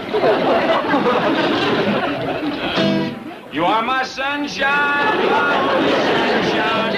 Jethro, what's going on? I'm courting you. I can't eat or sleep without you. Oh, no. That's the truth. Granny won't feed me or make my bed. Sunshine, morning sunshine. What's going on out here? Jethro's courting me. What? I gotta make her forget about losing her fella. You are my sunshine. What fella? The one Granny conjured away for Ellie. Except Ellie don't care nothing for him. But he's crazy mad for her because she looks 14. And Granny couldn't bust the conjure, so Uncle Jed says I got to court Miss Jane. You are my sunshine! Jethro, that's enough. It's all I know anyway. I only learned how to play about a half hour ago. Chief, I suggest that I return to the Clampett menage with this young swain and determine the situation firsthand.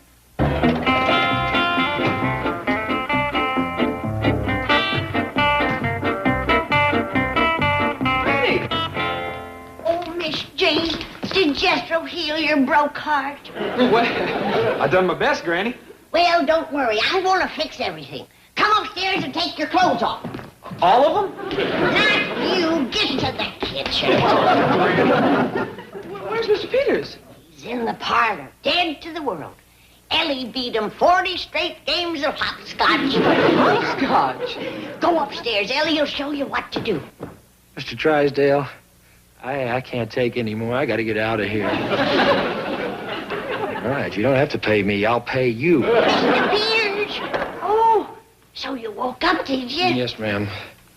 No more hopscotch, please. Oh, no. Nothing like that. Son,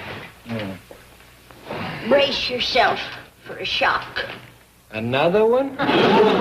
This is gonna hurt, but then will come something good to make you forget. Come in, Ellie!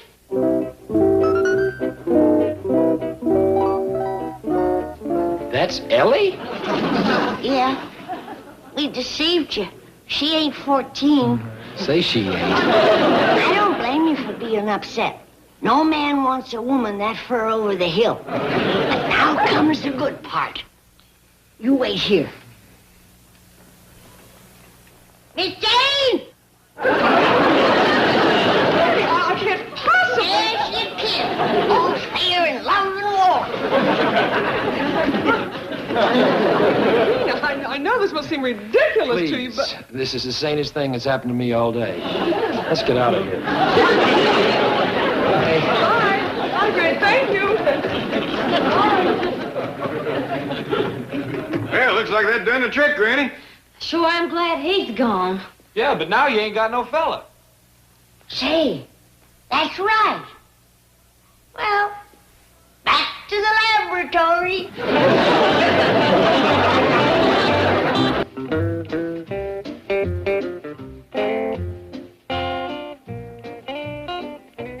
I declare, Ellie, that's the prettiest bunch of feed sacks Pearl ever sent us. Sure is, Granny. They ain't a family in Beverly Hills gonna have fancier underwear than us. The main thing about feed sacks is knowing how long to boil them. You gotta boil out the printing, but not the color. I'd say these are done to a turn. Hot dog, how soon can I eat? They ain't for eating, they for wearing. Now, Ellie, you dip them out and wring them. Jethro, you come outside and pick out your pattern. Pattern for what? New drawers.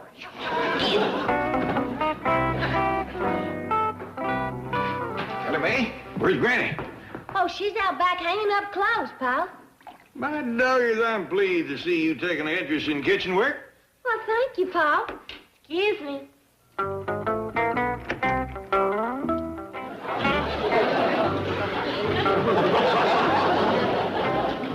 Good thing that girl is pretty. Her cooking is pitiful. Ellie, I kind of favored these barley sacks for you and me. It's a pretty piece, and the goods has a real expensive feel to it. Granny, there's some new neighbors moving in on the first side. Let's all go over there and tell them howdy and make them feel welcome. You and me can help them unload and settle in. Yeah, I'm taking some hot bills. Well, no, let's just get acquainted first. See what they need. Well, come on, Granny. I ain't wasting no more of my time trying to be friendly to those snooty Beverly Hills people. Well, Granny, we ain't met them yet. We don't know that they snooty. They's rich, ain't they? Appear to be. Well, then they snooty. Well, Uncle Jed's rich, and he ain't snooty. You pick out a pattern. Granny, I don't hardly think that it's right for us to judge a woman without... A woman?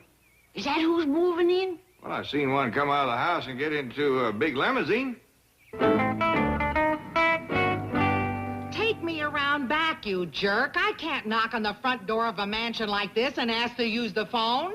I am not employed to drive servants to servants' entrances. Oh, come on, Reg, and knock off the protocol. My feet are killing me, and I've only got one day to fix the house for Mrs. Carrington. You're the housekeeper. That's your problem. Okay, you cab stand reject. You've been asking for this. Climb out and get him up. Save your threats, Agnes. I do not scare easily. Listen, Reg, how'd you like to take me for a drive tonight? We can park on Mulholland and, Okay, get in. I don't scare easily, but that did it. Big limousine just pulled around the house. Must be that new neighbor woman. Yeah, that's her, all right. She's headed for the back door. Good. Ellie, you go get Duke. We'll give her a big Beverly Hills welcome. Beverly Hills welcome? I'll slam the door in her face and Ellie'll sick the dog on her. Howdy, ma'am. How do you do? I'm sorry to bother you. I'm opening the house next door and the phone isn't connected yet. Could I use yours, please? Why, you betcha. Yonder it is. Help yourself. Thank you so much. Jed, did I hear her say please? Please and thank you. By the way, ma'am, we is the Clampetts. This here is Granny, and I'm Jed. Well, I'm pleased to make your acquaintance. Just call me Aggie. I've got to phone the market. There isn't a bite of food in the house. Oh, we'd be pleased to share victuals with you. Share what? Victuals, food. We'd be glad to fetch something over to you. I know that it's a chore to cook on moving day. Oh, well, that's awfully nice of you, but I love to cook, as you can see. Believe me, after cleaning a big house all day, cooking is fun. You clean the house? Morning till night. But a little honest work never hurt anybody. Market, I'd like you to send over an order and charge it to Mrs. Philip Brentwood Carrington III.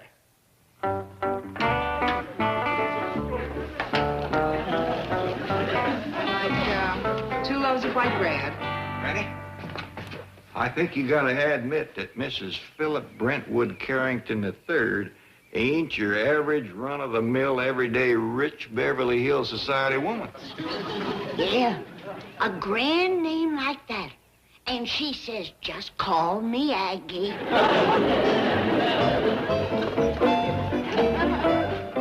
Morning, Jethro. Greetings, dear boy. Howdy. Oh, why so glum? I was hoping the new neighbor'd have a pretty maid, but I didn't see one. Jethro, did I hear you say something about a new neighbor? Yes, sir, Mr. Drysdale. She's just settling in. The moving man told me her name was Mrs. Philip Brentwood Carrington III. Carrington. Carrington. See, that name rings a bell. Jethro, if you are lonesome for feminine companionship, come to my place this evening. Do you have a pretty maid? I got it. Carrington.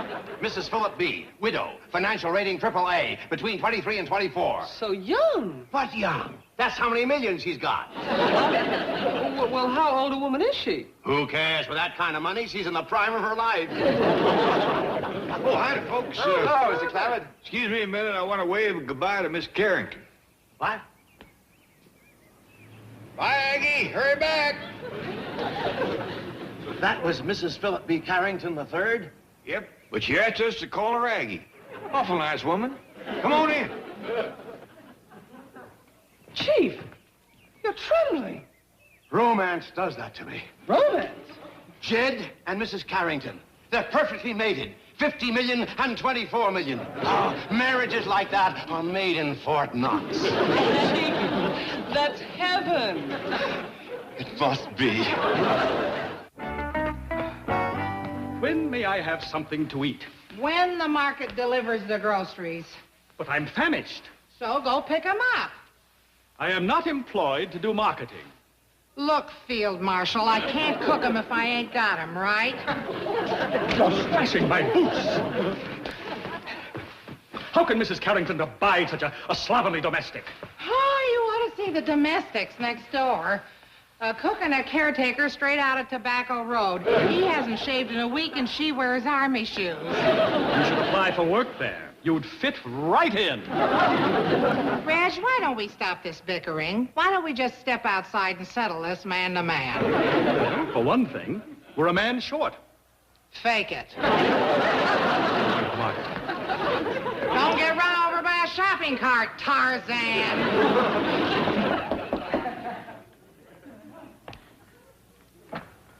Howdy, Aggie. Granny, come on in. Thank you. Did your groceries come yet? No, the chauffeur just went to pick 'em up. Well, I brought you a little treat. Some clam chowder. Clam chowder? No, Clem. He was our goat. Got mean and I made soup out of him. Yeah. Thanks. Go ahead and eat some if you want to. No. I'll wait for the chauffeur. He's hungry, too. Fine woman, Aggie. I like you. Well, thank you, Granny. Come on and sit down. No. You're busy with your scrubbing. Can I help you? Oh, no. No, I'll get it done. Come on right over here and sit down. Oh, my dogs are killing me. A woman with a big mansion like this and all them millions, I'm surprised that you ain't got 4 or 5 scrub women and maids a-helping you. Mrs. Philip Brentwood Carrington III does not throw her money around recklessly. I'm glad to hear you say that. Jed feels the same way. Jed? My son-in-law. You met him this morning. Oh, the fellow with the, That's him. The good-looking one. Yeah. He's a widower, you know. Really? Hard worker, just like you. Morning till night taking care of that big place. You can't hardly find a man like Jed no more. Not in Beverly Hills. I hear you're a widow. Yeah. Where'd you hear that? Mr. Drysdale. Oh, he says he knows all about you. Says you're a fine woman. Well, who is he? What's he do? He's a bank president. He's over to our house a lot. Comes over to talk with Jed about all of his millions. You ought to get better acquainted with Jed. He's a fine catch. Uh-huh. That man can do anything. Pick a squirrel out of a tree at 200 yards. Put an edge on a plow that would cut through a hickory root. Plays the harmonica. Makes his shoes. Sounds like a real winner. Come on over and get acquainted. Oh, I'd like to, but I gotta... Oh, my back is killing me. Rheumatiz. Well, something like that. You come on over, honey. I got some medicine that'll fix you up. Make it myself. Is it any good? Good. I've had rheumatiz for 40 years. Loved every minute of it.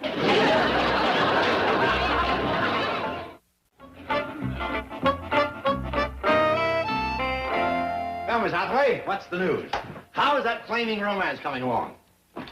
What flaming romance? Jed Clampett and Mrs. Carrington. We've got to keep that affair at white heat. Chief, she came over to use the telephone. Right. And we mustn't let it cool down.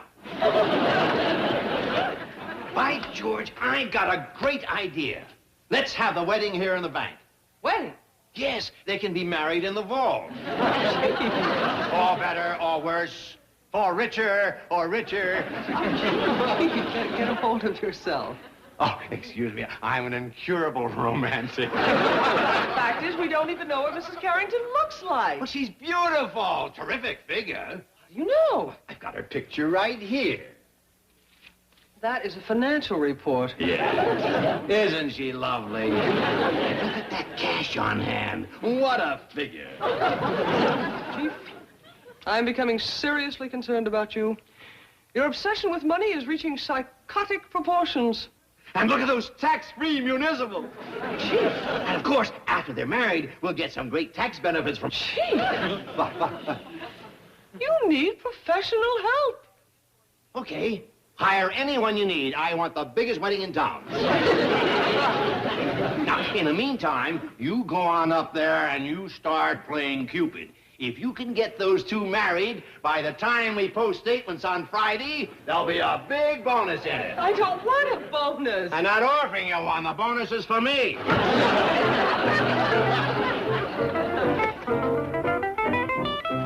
What are you doing here?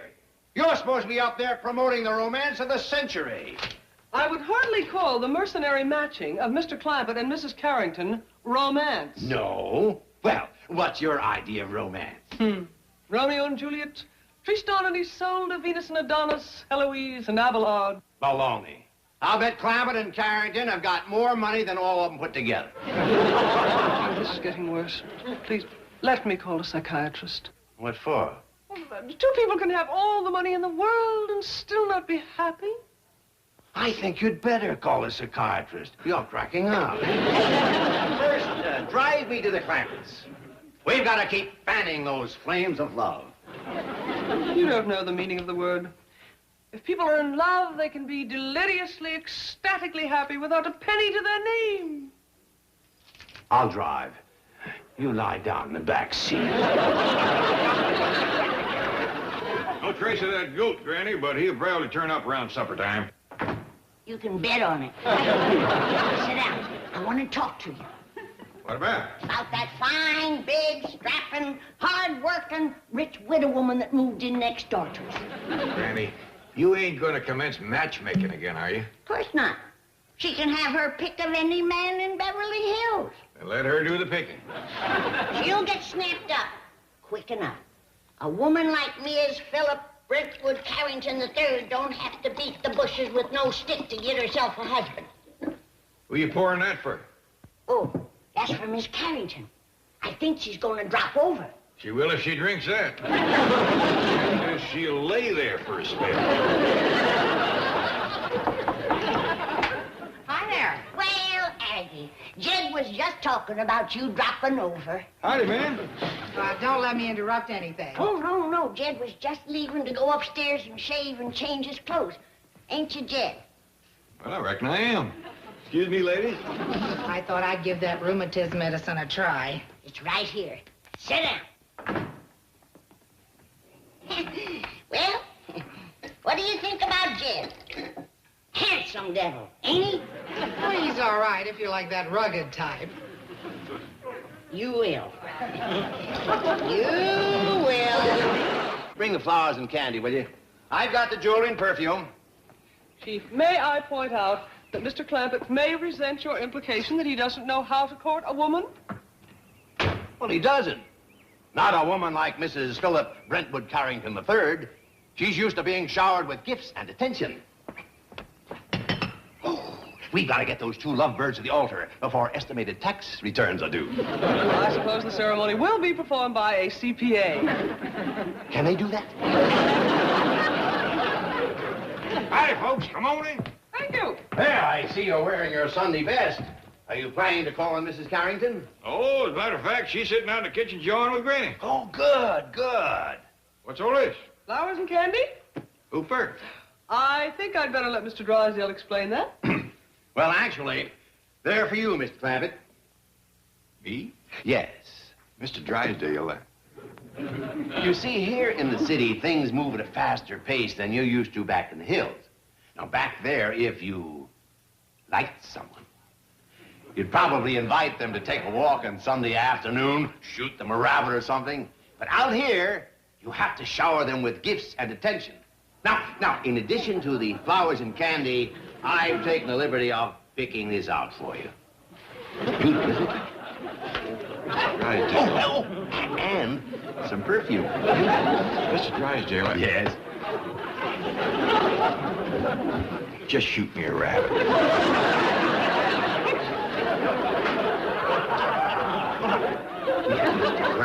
These aren't for you. These are for you to give to Mrs. Carrington. What for? Well, you like her, don't you?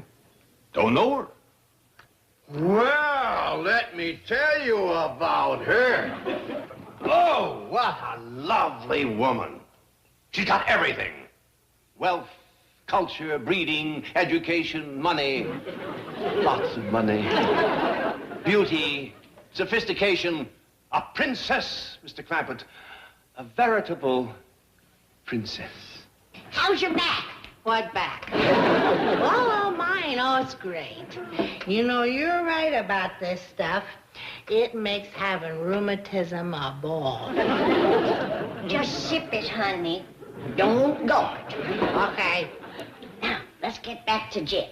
Would you like to step out with him tonight? No, thanks. Gulp it. Gee, that's beautiful material. That reminds me of Hawaii. I used to have a moo-moo like this. A what? A moo-moo.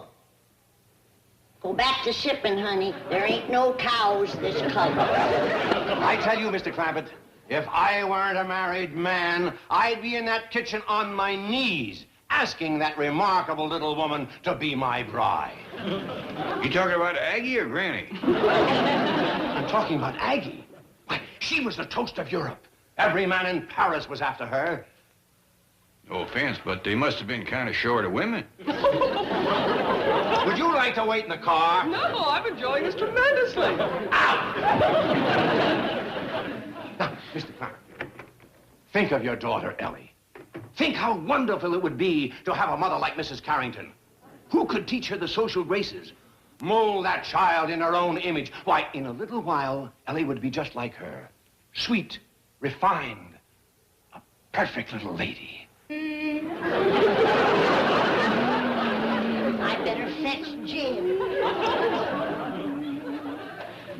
You've had enough of this. Get yourself some buttermilk from the icebox. Buttermilk from the icebox. La, la, la.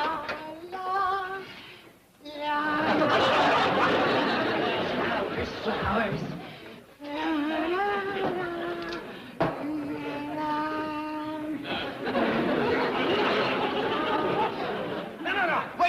Wait, just give her these. It could be the start of a beautiful account. Courtship.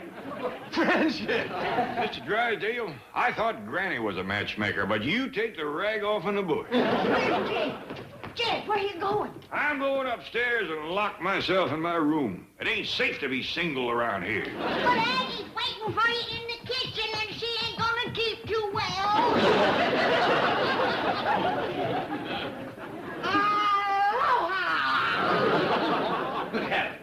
Who are you? I'm Milburn Drysdale. Milby, baby, I'm your Aggie. These gifts. Oh, that's awful sweet of you, honey. But let's hula. Leave me.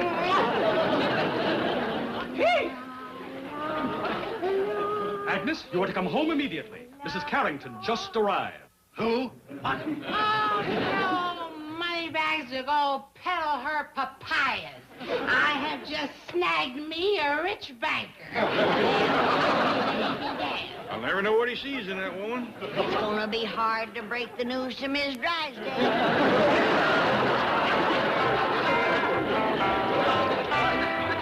Presentation.